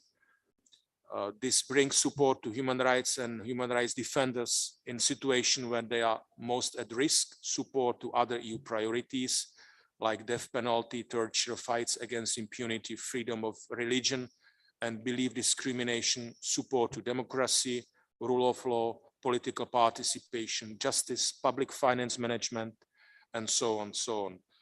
It is through all these tools that the EU is ensuring that the much needed reforms to protect human rights are properly implemented within the development cooperation policy with third partners, including the ACP countries. To answer the question of Honorable Mr. Andre from Seychelles, we support the justice sector and justice sector reform in our partner countries because it's one of the main avenues for promoting democratic governance, the rule of law, the separation of powers, respect of human rights, gender equality, citizen security, and thereby sustainable socio-economic development. Reforming the justice sectors and improving people's capacity to access justice go hand in hand with enforcing the rule of law. The situation in partner countries and the reform process itself are complex. Therefore, evaluations are crucial to improve the EU's aid delivery approaches. Our institution building support is usually accompanied by support to the legal empowerment of people. The regional multi-annual indicative program for sub-Saharan Africa includes the priority area governance, peace and security culture, which covers also democratic governance, rule of law, inclusive participation. It's supported with 130 million euros, which I deem to be a quite substantial amount. About the pesticides, me also by nature, I'm concerned about the pesticides because I have seen the impact of pesticides on some people in the world when I work in most vulnerable countries. Therefore, the European Union is focusing on sustainable, transparent, and efficient management of natural resources. Fertilizers are used massively in agriculture. However, it needs to be explained that there are natural solutions in this area which need to be promoted. It is also important to integrate the conservation, restoration, and sustainable use of soil biodiversity into agricultural practices, land and soil management. COP15 in Montreal will discuss this and give basis for common engagement of EU and the ACP countries. To you are absolutely right, but if you're talking about time, there were several questions, and I also think that not all of the questions were given in the limit time. So with permission of the President, I will continue, or with the permission of the President, I will stop here. Vous pouvez poursuivre pour 3 minutes parce que Ce sont des questions directes, ce sont des questions des membres et c'est très important de recevoir des réponses.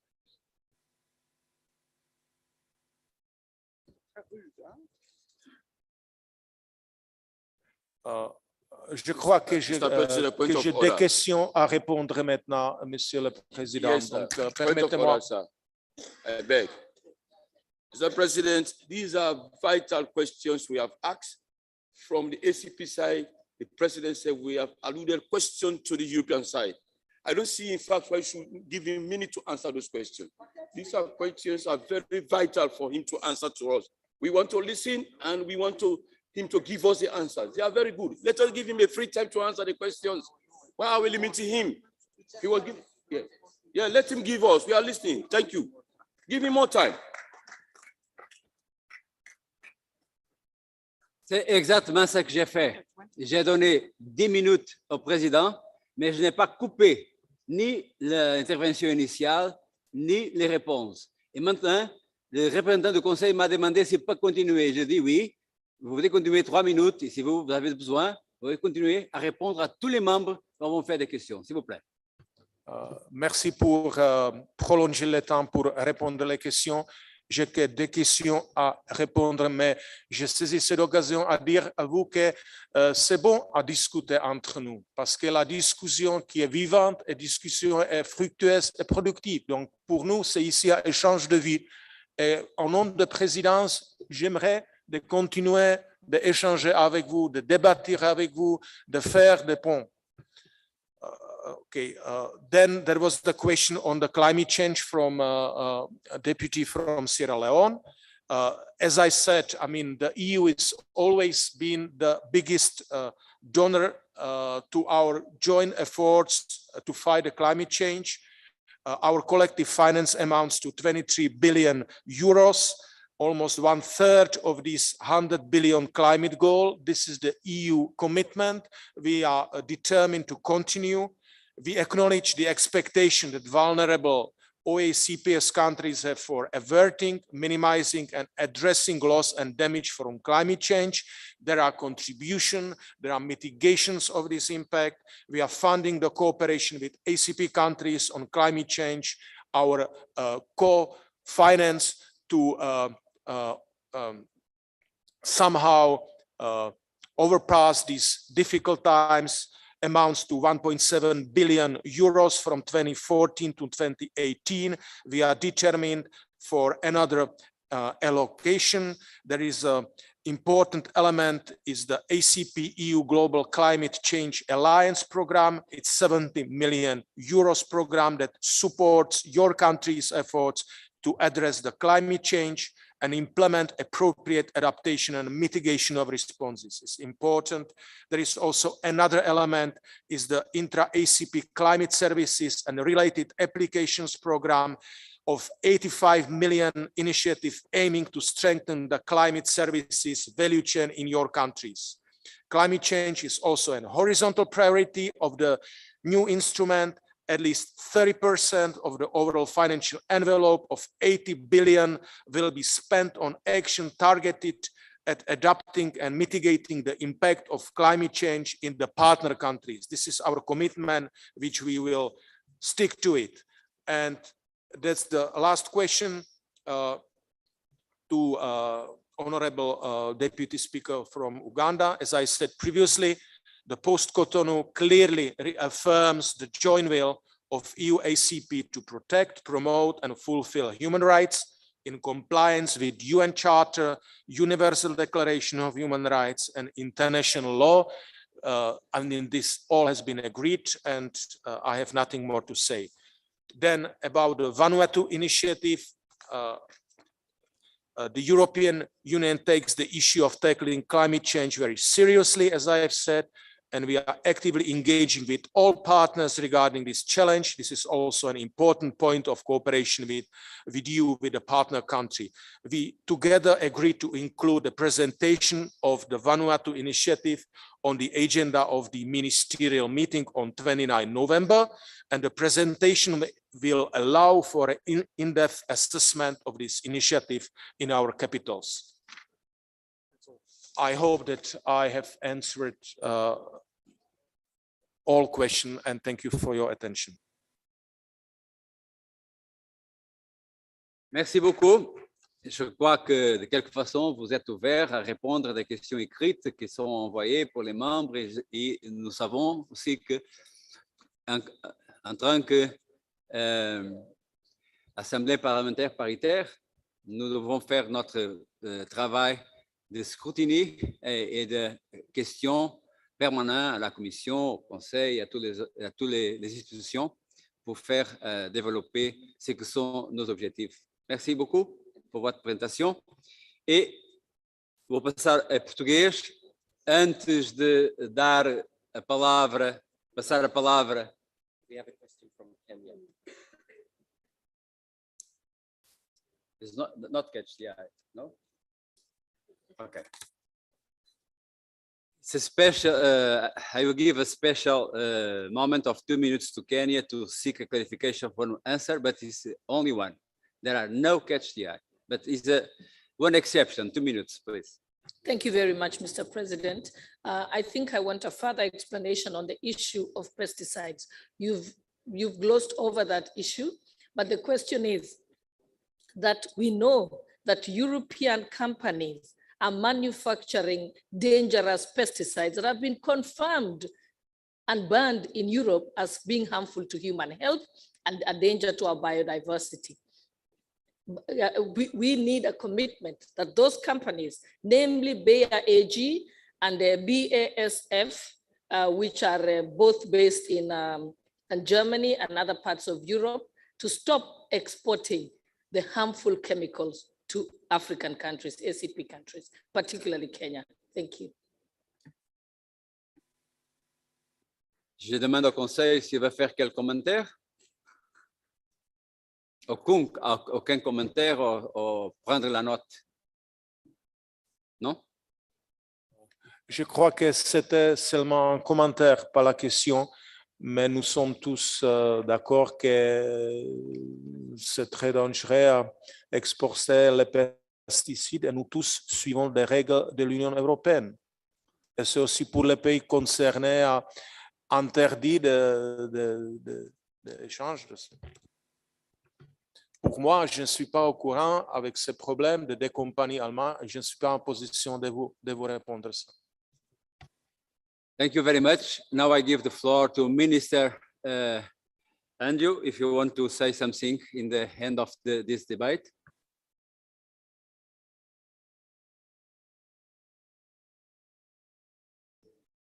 Thank you very much, Mr. President. I see 2 minutes on the clock. I just want to express my appreciation for this very valuable exchange.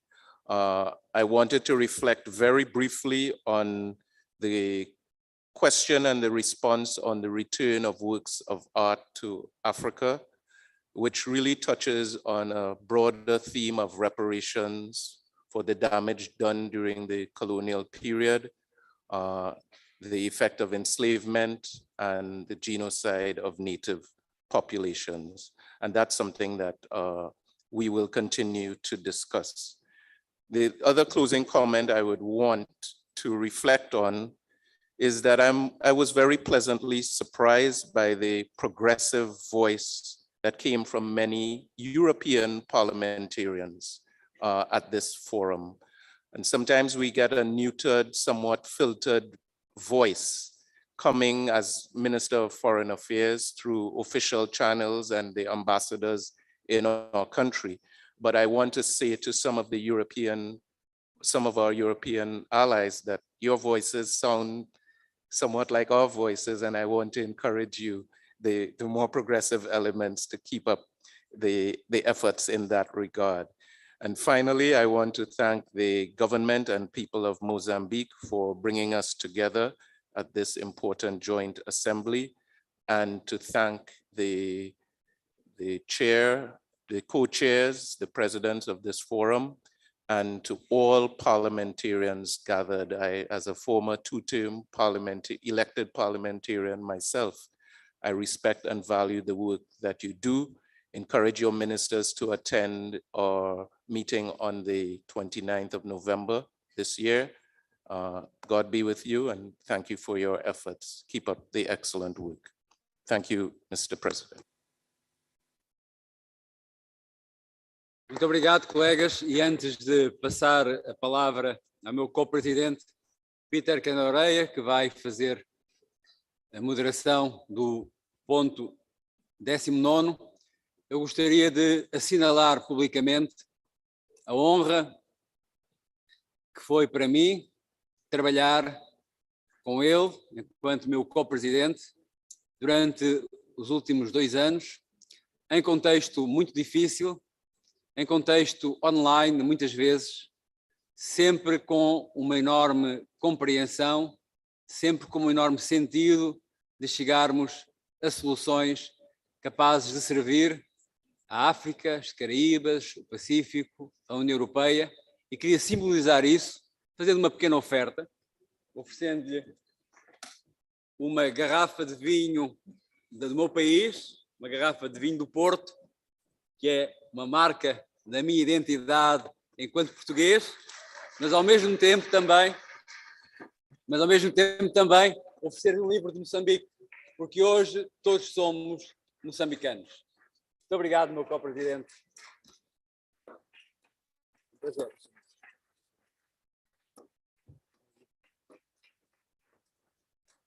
I would also like to exchange the favor. I have now got a port wine here.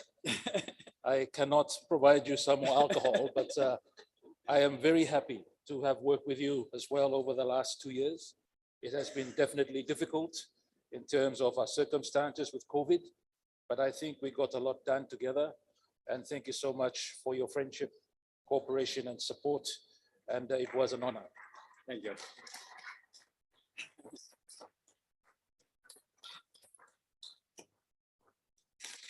From the Pacific, canoe means a lot. I will return to Portugal to us. By sea.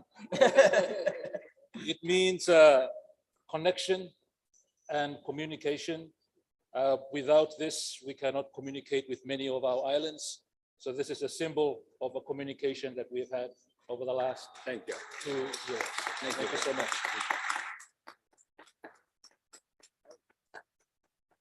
And also, of course, I cannot go without the dolphin that is made out of a shell as a one piece that can, I think you can find space for it on your table somewhere. Thank you. Thank you so very much. Thank you. Now I give you the floor to share the point 19. Thank you.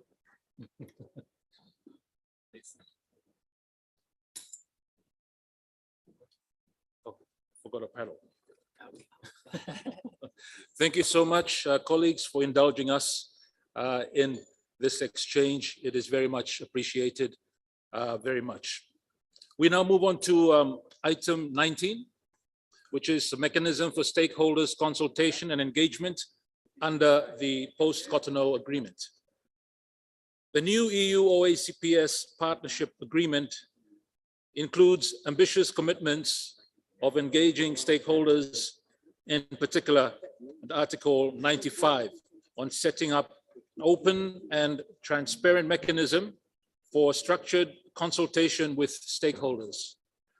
The EU and the OACPS aim to translate this into practice via the OECD project on developing a permanent stakeholder engagement mechanism in the new EU-OACPS partnership agreement.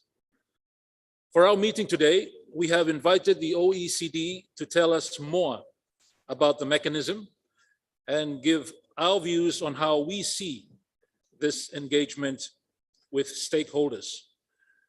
But before giving the floor to Alessandro Bozzini, Project Coordinator of the Open and Innovative Government Division at the OECD, to present the mechanism, I will first allow the European Commission and Mr. Rosa to make some few introductory remarks, to be followed by remarks as well from Dr. Ibrahim Norbert Richard, Assistant Secretary General of the ACP in charge of the political Affairs and Human Development at the Secretariat. But at this time, I would like to give 4 minutes for Mr. Rosa to make your remarks. Thank you. You have the floor. Thank you, Mr. Chair. And I would just give you some element of the genesis of this program.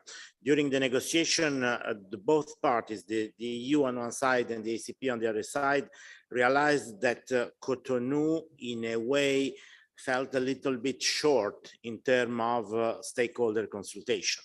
And therefore, we considered that, well, 20 years later, we should try to be up to date with an ambitious and fit for purpose mechanism in order to involve stakeholders in this partnership. Of course, it's not something easy because it's how we can involve the different stakeholders, and I mean CSO, youth, other stakeholders as well, in a debate around the partnership that is not, I would say, just having a specific role on a specific subject, but having much more general role. In particular, we realized that if we did our job in terms of information, we were not, I would say, up to the most modern standard that in terms of involvement of the stakeholders needs to, I would say, first of all, to put in place an information system, but also a consultation mechanism, and even more important, an engagement mechanism for the stakeholders. These are, I would say, the three principles that should, in a way, feature around the mechanism.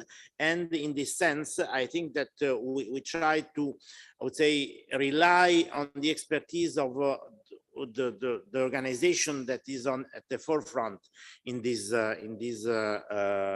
domain, with the division of the open government that they have inside the OECD, that is, I would say promoting this principle to which the European Commission subscribed, by the way, and that we consider should be the basic principle for our relation with the stakeholders. So, and in this endeavor was helpful to have the joint vision of the OECPS Secretariat, and I think that my colleague Dr. Ibrahim will complete in I would say asking the OECD to provide as an honest broker, independent from both the European Commission and the OECPS Secretariat, to provide elements for establishing a mechanism that once the new agreement will be in place, we could implement. And I think we could even implement without having the new agreement, by the way, because it's something that definitely is important to have in place. Over to you, Mr. President. Thank you for the floor. Thank you very much, Mr. Rosa, for those remarks. Much welcomed. I now have the honor to give the floor to Assistant Secretary General, Dr. Ibrahim Nobet Rekard, for his intervention at this time and remarks. 4 minutes. Thank you. Merci. Merci, Monsieur le Président. Honorables Mesdames et Messieurs les membres de l'Assemblée parlementaire paritaire, bonjour. Je ne vais pas être très long parce que l'essentiel de ce que je devais dire aujourd'hui a été déjà dit par mon ami et mon collègue, mon partenaire dans cette initiative, Domenico Rosa, auprès de la Commission. Donc, j'ai fait mien tout ce qu'il a été dit concernant notamment l'historique de ce projet. Et comme il a si bien dit, le projet a fait l'objet d'un dialogue entre nous, entre nos services, nos départements, et nous avons convenu de confier cette étude pour l'engagement, notre engagement et le dialogue avec la société civile à un partenaire neutre qui pourrait nous guider dans ce qui sera le mécanisme d'engagement avec la société civile. Je voulais juste dire l'importance de l'engagement avec la société civile pour l'OACP. L'OACP accorde une importance particulière à l'engagement de la société civile dans le processus de développement, car nous devons nous rapprocher le plus possible de nos populations pour que nos actions aient le plus d'impact possible. Donc, c'est ça l'idée, c'est ça l'esprit. Et l'OACP est donc attaché à une approche participative, inclusive, en ce qui concerne la mise en œuvre du nouvel accord des parties prenantes dans le cadre du nouvel accord.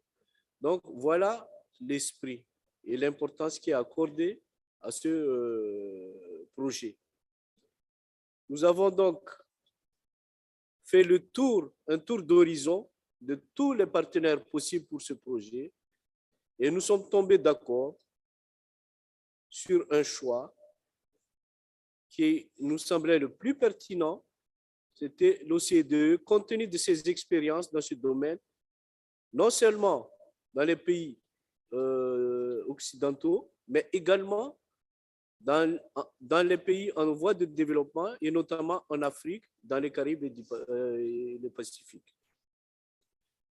À cet égard, donc, en ce qui concerne la coopération avec l'OCDE, l'OACP a entamé des discussions sur un programme tripartite avec l'OCDE et l'UE sur l'engagement et la consultation des parties prenantes dans le cadre du nouvel accord.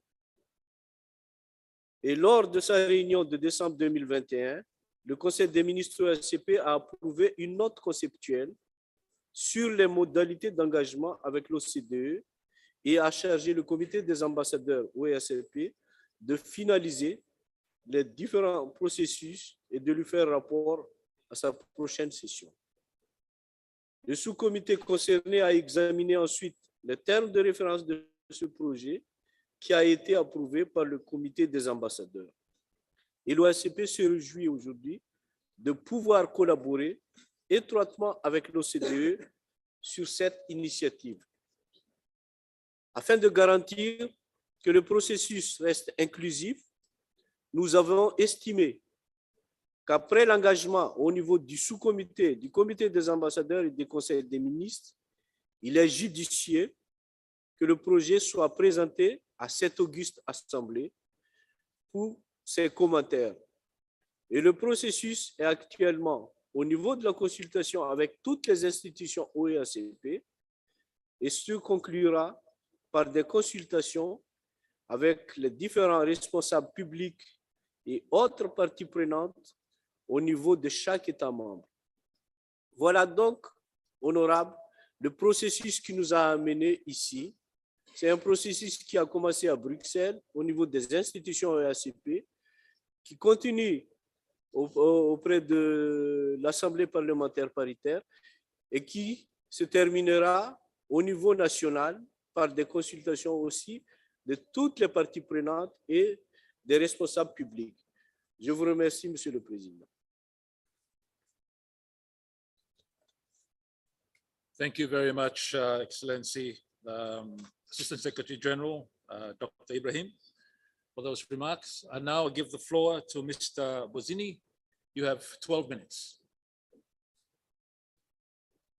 Co-President, honorable members, distinguished guests, thank you very much for inviting the OECD to be part of this meeting for this exchange of views. Thanks to the OECPS Secretariat and the European Commission for this very kind introduction, which already provides the framework for my intervention. What I would like to do is to briefly present to you this ongoing study that we're conducting and to gather your guidance, your inputs and your comments. So as it was said, this study happens in the framework of Article 95 of the new agreement, which mandates setting up open and transparent mechanisms for structured consultation with stakeholders. The objective of our project is to present a methodology and an instrument facilitating the participation of stakeholders in the partnership. We as the OECD are a knowledge partner, a technical advisor in this project. We, of course, any final decision how to involve, engage stakeholders will be made by the EU and the OECPS. To briefly present you the methodology that we're following, our team builds on about 20 years of experience analyzing and collecting good examples of participation. We work with most regions of the world, so well beyond the member countries of the OECD. We try to adopt a participatory approach, and that's why we're consulting a wide range of actors, both in institutions and in civil society right now on this matter.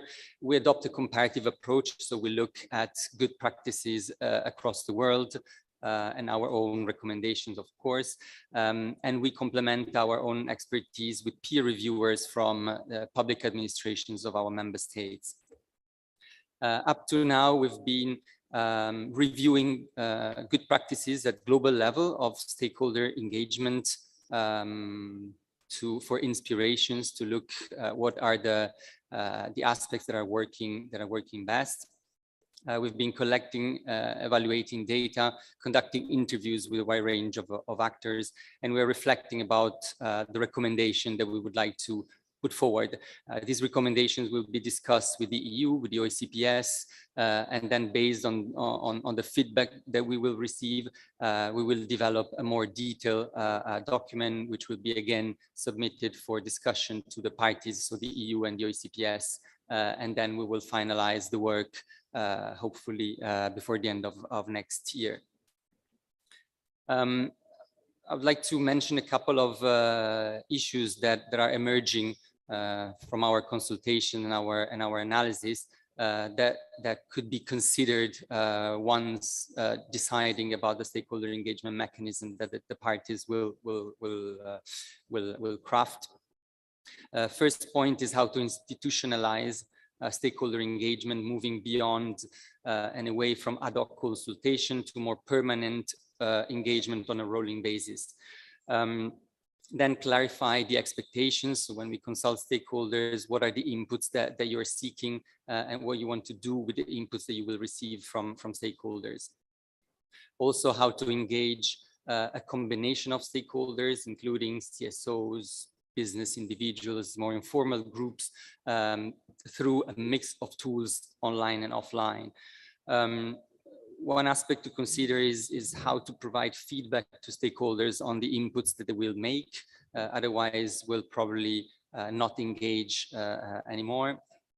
Also ensuring synergies with existing engagement processes that are already ongoing. We heard the presentation from the European Economic and Social Council yesterday. There are other frameworks where consultation is happening, EU-AU framework, the economic partnership agreements and others. So it would be probably good to see how to ensure synergies with those processes.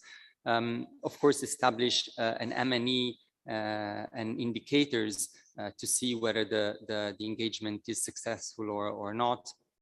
The issue of resources is also emerging as a very important one. So how to ensure the stakeholders can participate, even those who don't have necessarily either the logistical or the capacity means to immediately engage. And then decide when to engage stakeholders. So on a rolling basis, ahead of events, on documents that are being drafted. This is also another element that you might want to consider. From our analysis, we have identified 4 models of existing mechanism for stakeholder engagement at global level. First model is to include representative of civil society. By civil society, I mean civil society at large, not just organizations.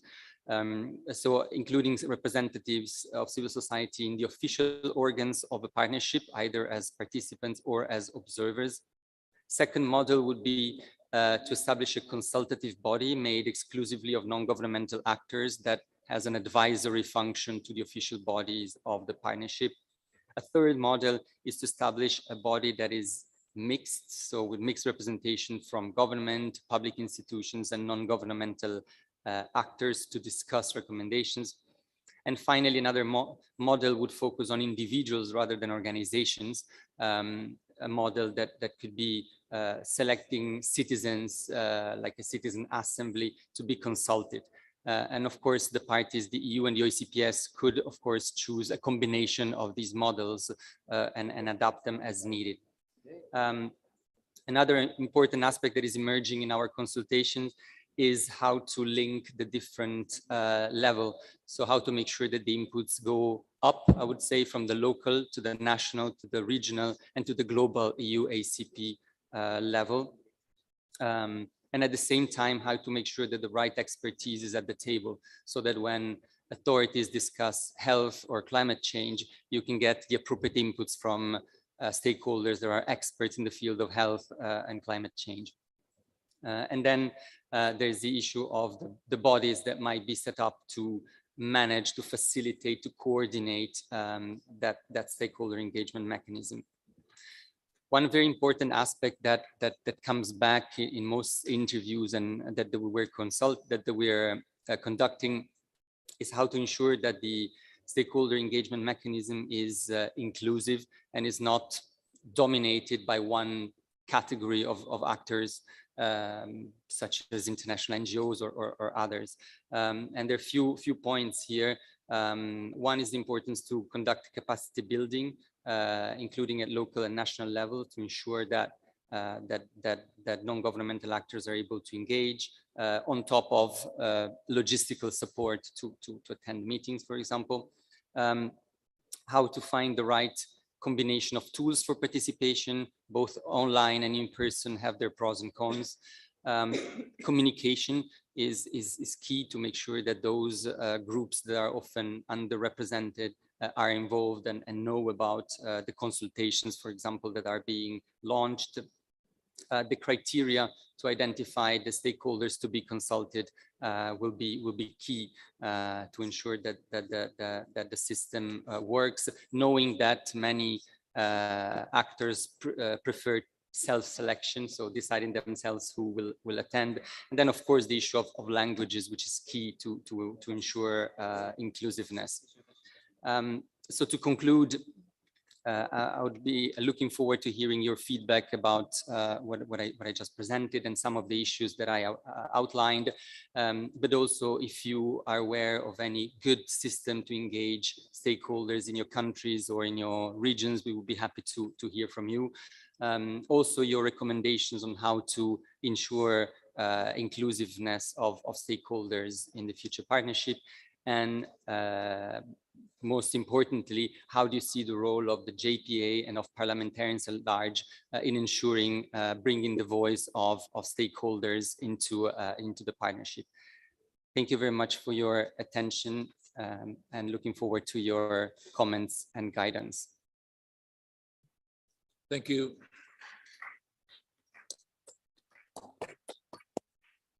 Thank you very much, Mr. Bozzini, for your presentation. It's well received and indeed well prepared. I have a speakers list here of 9 speakers. We will start to go through them. My first speaker here is Honorable Hinkson, Barbados. You have 2 minutes. Thank you. Thank you, Honorable Co-President. There are many references in the post-Cotonou agreement to effective engagement of civil society and the private sector, social partnerships in developing responses to our global challenges and to deepen multi-stakeholder approaches to multilateralism. In Barbados, we have a well-structured and established social partnership agreement between the government, the private sector and business community, and the trade union and labor movement for the last 29 odd years. This tripartite group meets virtually every 3 months or even more frequently as the occasion arises. The religious organizations are also brought into it as well. And therefore, we already have this system in place. We regard this as fundamental to our democracy and to developing our progress and to keeping all stakeholders informed and to be part of the governance of our country. In addition to that, to this, we have a social justice committee, which has been established for about 30 years as well. Furthermore, our unelected parliament, our Senate, includes constitutionally 7 members appointed by the president of our country to represent civil society, including business and labor and religion and other aspects of our representation. So we will certainly commit in Barbados to engaging stakeholders in the post-Cotonou agreement, which we regard as a necessary agreement to define our relationship with ACP and EU. We believe that it is better to have this agreement, which of course represents people-based democracy and sustainable growth and development, climate change and environmental sustainability, rights of persons with disabilities, women's rights, human rights. Thank you. Maybe you can wrap up, Honorable. Okay, thank you. issues that we regard as fundamental. So we have no challenge with what is proposed within the post-Cotonou agreement on this issue. I thank you. Thank you very much, Honorable Hickson, Barbados, for your experience, sharing your experiences in Barbados and for your support for this particular mechanism. And I'll give the floor to Michael Gala. You have 3 minutes.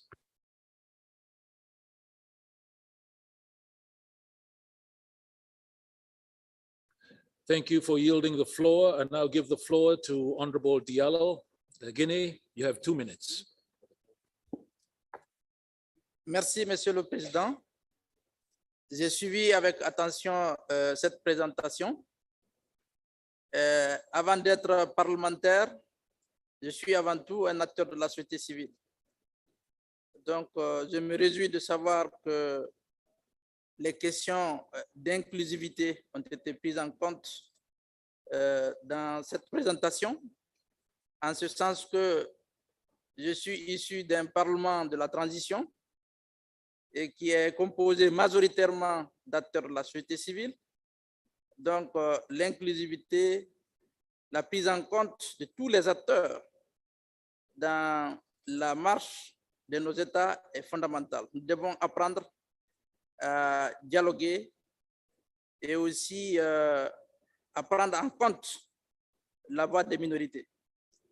En matière de démocratie, on dit le plus souvent, je n'aime pas ce que tu dis, mais je suis prêt à me battre et même prêt à mourir pour que tu le dises, pour le bien de l'humanité.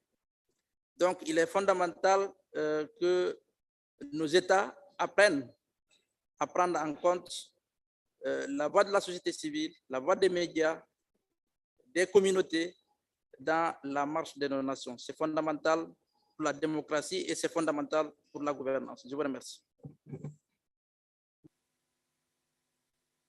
Thank you very much, Honorable Diallo. And the focus on inclusivity is very much welcomed and noted. And I'll give the floor at this time to Mr. Silva Pereira. You have 2 minutes. Muito obrigado, Sr. Presidente. Uma das mais importantes vantagens do acordo pós-Cotonou é a previsão não apenas de um princípio geral de consulta e informação da sociedade civil e outros parceiros interessados, mas de um verdadeiro mecanismo estruturado, permanente, aberto e transparente de participação da sociedade civil.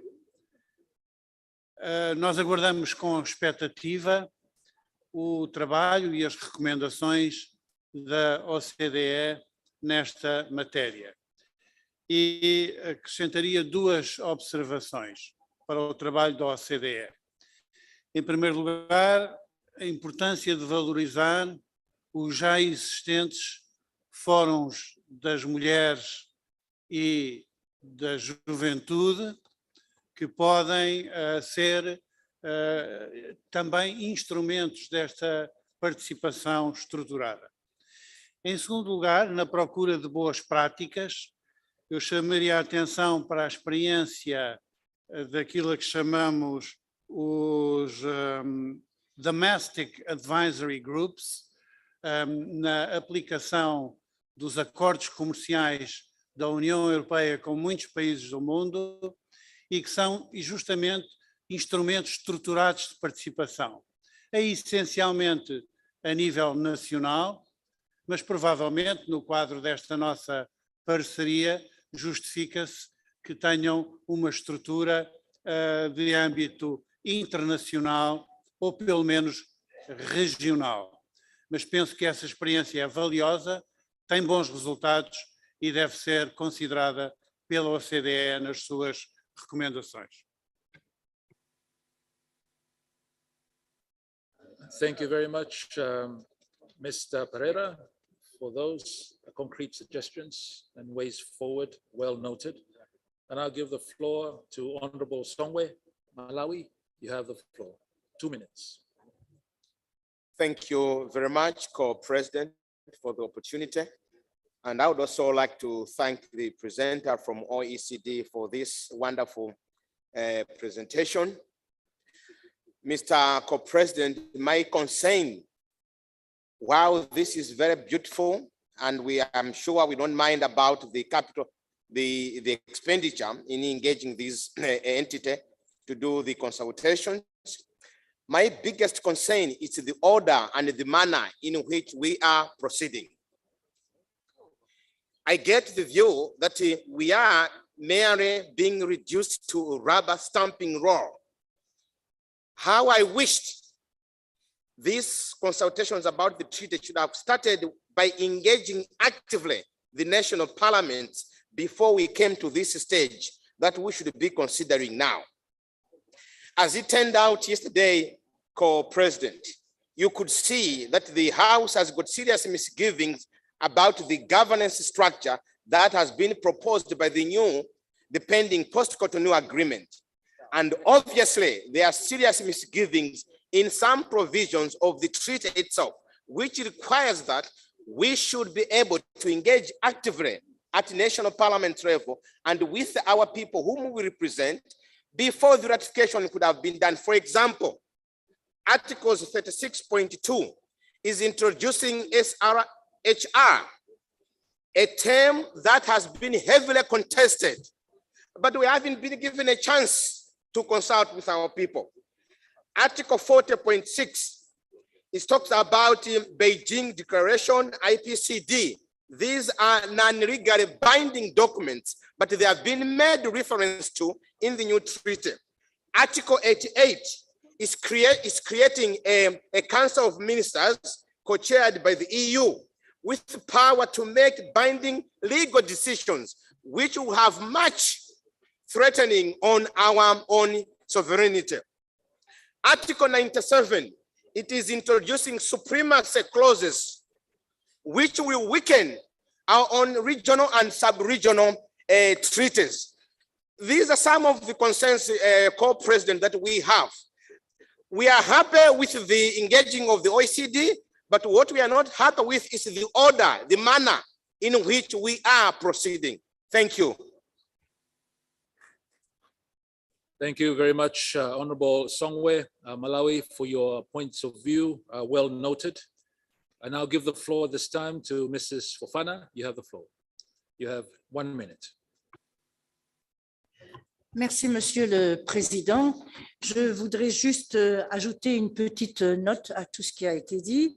c'est inclure évidemment les organisations de la société civile, mais aussi il ne faut pas oublier la diaspora qui a été reconnue officiellement comme la 6e région de l'Afrique.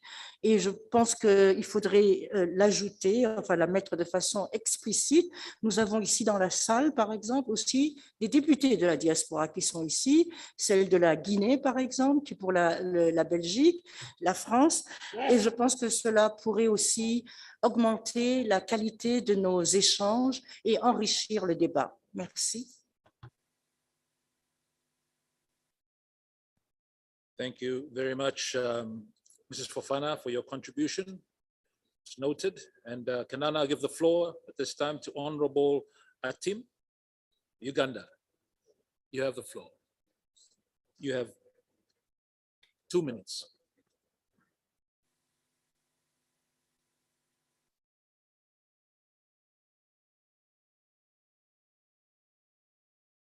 I don't see Honorable Atim.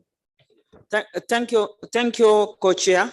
Co-Chair, I've taken note of the information which has been shared with us, and we feel that the manner in which we are going in conducting our business, it will look as if this is not a parliament anymore. So I think we need to take a stronger look at the governance structure and whatever we have now put in place in order to drive the JPA. Otherwise, the way it is right now, it is contestable, and power should go back to the member state parliament in order to scrutinize the clauses as prescribed in the new agreement. I thank you. Thank you very much. Uganda, indeed, the need to preserve the supremacy of parliament is important. We now give the floor at this time for Ms. Bild. You have 1 minute.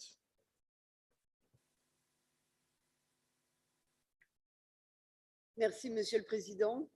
Un des enjeux principaux de l'accord post-Cotonou est celui sur lequel les Européens en particulier attendent des résultats concrets, porte sur l'immigration. On sait que l'article 13 de l'accord a été inefficace. Le taux de retour des migrants présents dans l'Union européenne n'était que de 18% en 2021. Cela dit, je ne pense pas que le conditionnement de l'aide, qui est la solution généralement envisagée, doivent s'apparenter à ce qui pourrait être perçu comme un chantage. À mon sens, il est urgent de trouver des solutions à l'effrayant chômage de la jeunesse africaine et à la fuite des cerveaux qui en résultent, notamment par le biais de la formation professionnelle et du renouvellement générationnel dans l'agriculture. Un autre point, la lutte contre l'apadrétie, en assurant l'enregistrement des naissances via des systèmes d'état civil fiables et, si possible, numérisés. Urgent à 2 titres, non seulement pour l'éventuel retour des migrants dans leur pays d'origine, mais aussi et surtout pour garantir à tous des conditions de vie dignes, ce qui préviendrait également l'immigration. Merci à toutes et à tous pour ces échanges pleins d'espoir.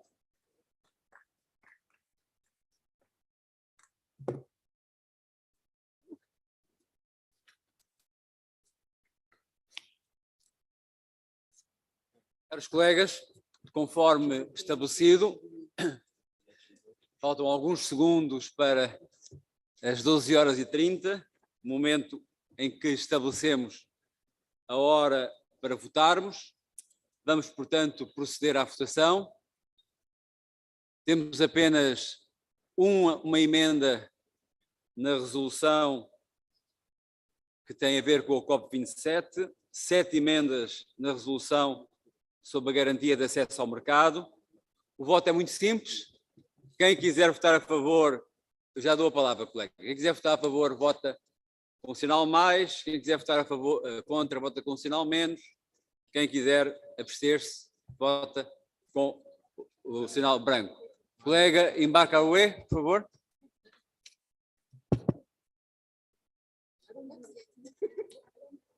Merci beaucoup, Monsieur le Président. Je voudrais simplement dire que nous devons continuer nos travaux dans la transparence, comme nous avons l'habitude de le faire. Il y a des amendements ici de l'Union européenne que nous n'avons pas vus ce matin. Nous avons examiné l'ensemble des amendements, mais nous n'avons pas vu les amendements de l'Union européenne avec demande de vote séparé. Je pense que cela n'est pas normal. Nous avons des secrétariats communs. Nous devons recevoir tous les amendements. Nous devons recevoir les demandes de vote séparés avant l'instant J pour le vote, mais ce matin, ça n'a pas été le cas. Je voudrais que cela soit rectifié. Merci beaucoup.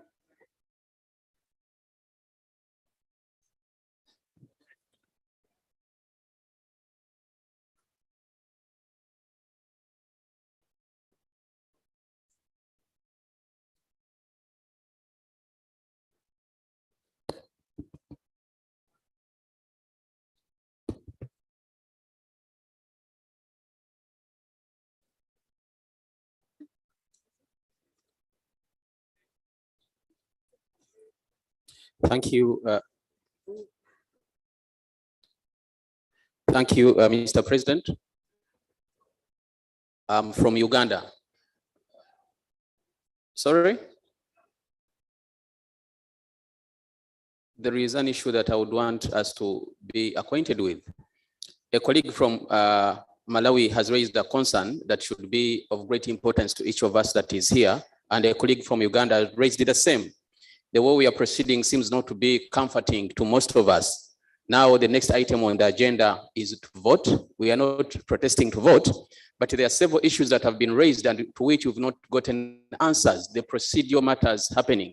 We seem to be rubber stamping most of these issues. We need to have answers to these very critical issues. Because once nations are not given the right to be listened to, we are concerned and worried. Most of some countries might follow the route that was taken by South Africa. So we must listen to each other. We must really understand the challenges these countries are facing and listen to the opinions that are being raised. Malawi has not been responded to, Uganda has not been responded to, and we are first moving on to another item on the agenda. I did not hear a response to the questions raised from these respective countries. Thank you. Caros colegas, as regras de procedimento foram todas cumpridas. Os prazos para a apresentação de emendas em casas separadas foram ultrapassados e não houve nenhuma proposta. Nós temos agora, todos os países, cada um de nós, o poder de decidir se concorda ou não com as emendas, votando sim, não ou abstente. Vamos passar à votação da emenda, parágrafo, na resolução sobre a COP27, parágrafo 5, emenda número 1. Quem vota a favor?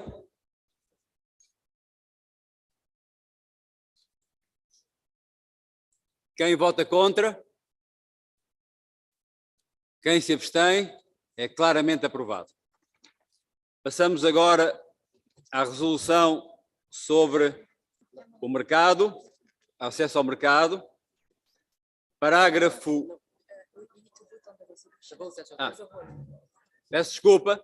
Votamos agora a resolução no seu conjunto. Quem vota a favor?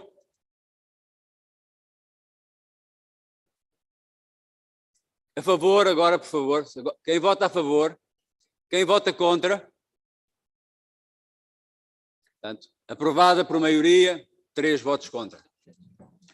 Passamos agora à resolução sobre o acesso aos mercados. Parágrafo 4, emenda número 1. Quem vota a favor?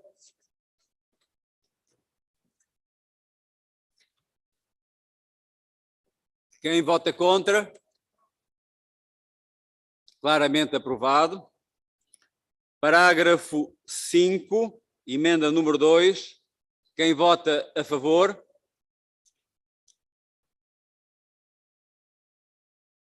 Quem vota contra? Eu penso que está aprovado, mas se quiserem contar, está aprovado. Parágrafo 6. Quem vota a favor? Quem vota contra? Está aprovado.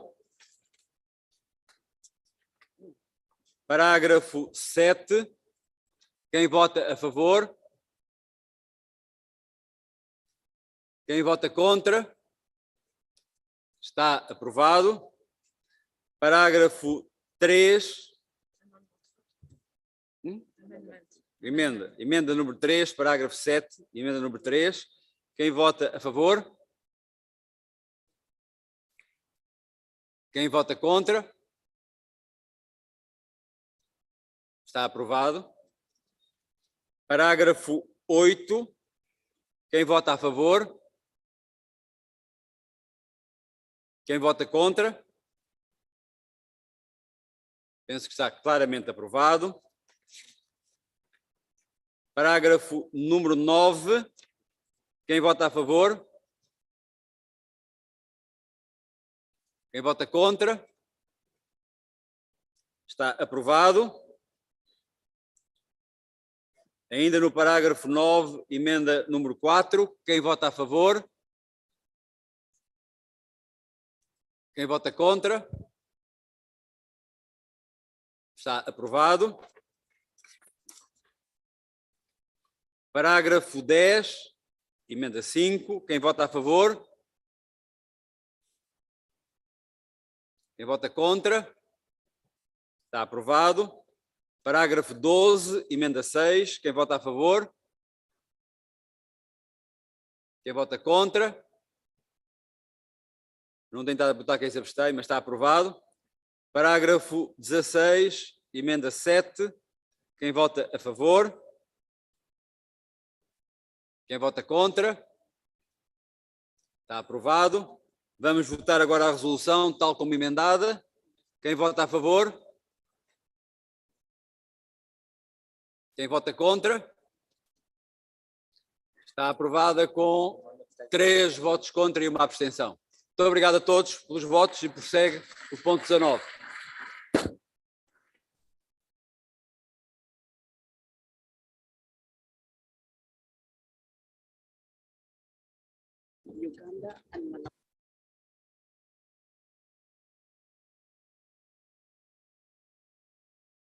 Thank you very much, Co-President.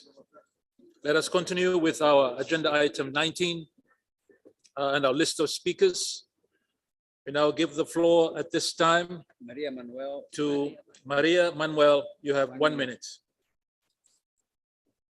Muito obrigada. Muito obrigada, senhor co-presidente desta sessão. Eu também será a última intervenção que vou fazer. Agradeço a todas e a todos que contribuíram para estes trabalhos, a todas e a todos que participaram no debate e a todos que estiveram aqui à volta, que organizaram, que traduziram e interpretaram as nossas intervenções. Queria apenas apoiar aquilo que o meu colega Pedro Silva Pereira aqui referiu.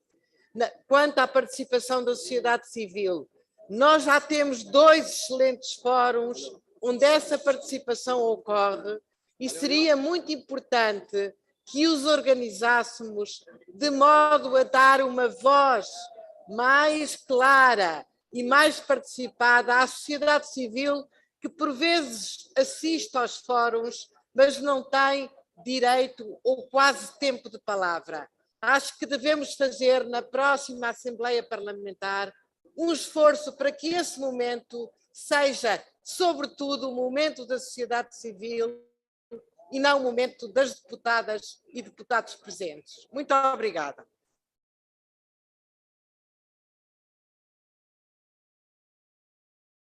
Thank you for your contribution. I now have the floor and give it to Mr. Carlos Trindade. You have 2 minutes.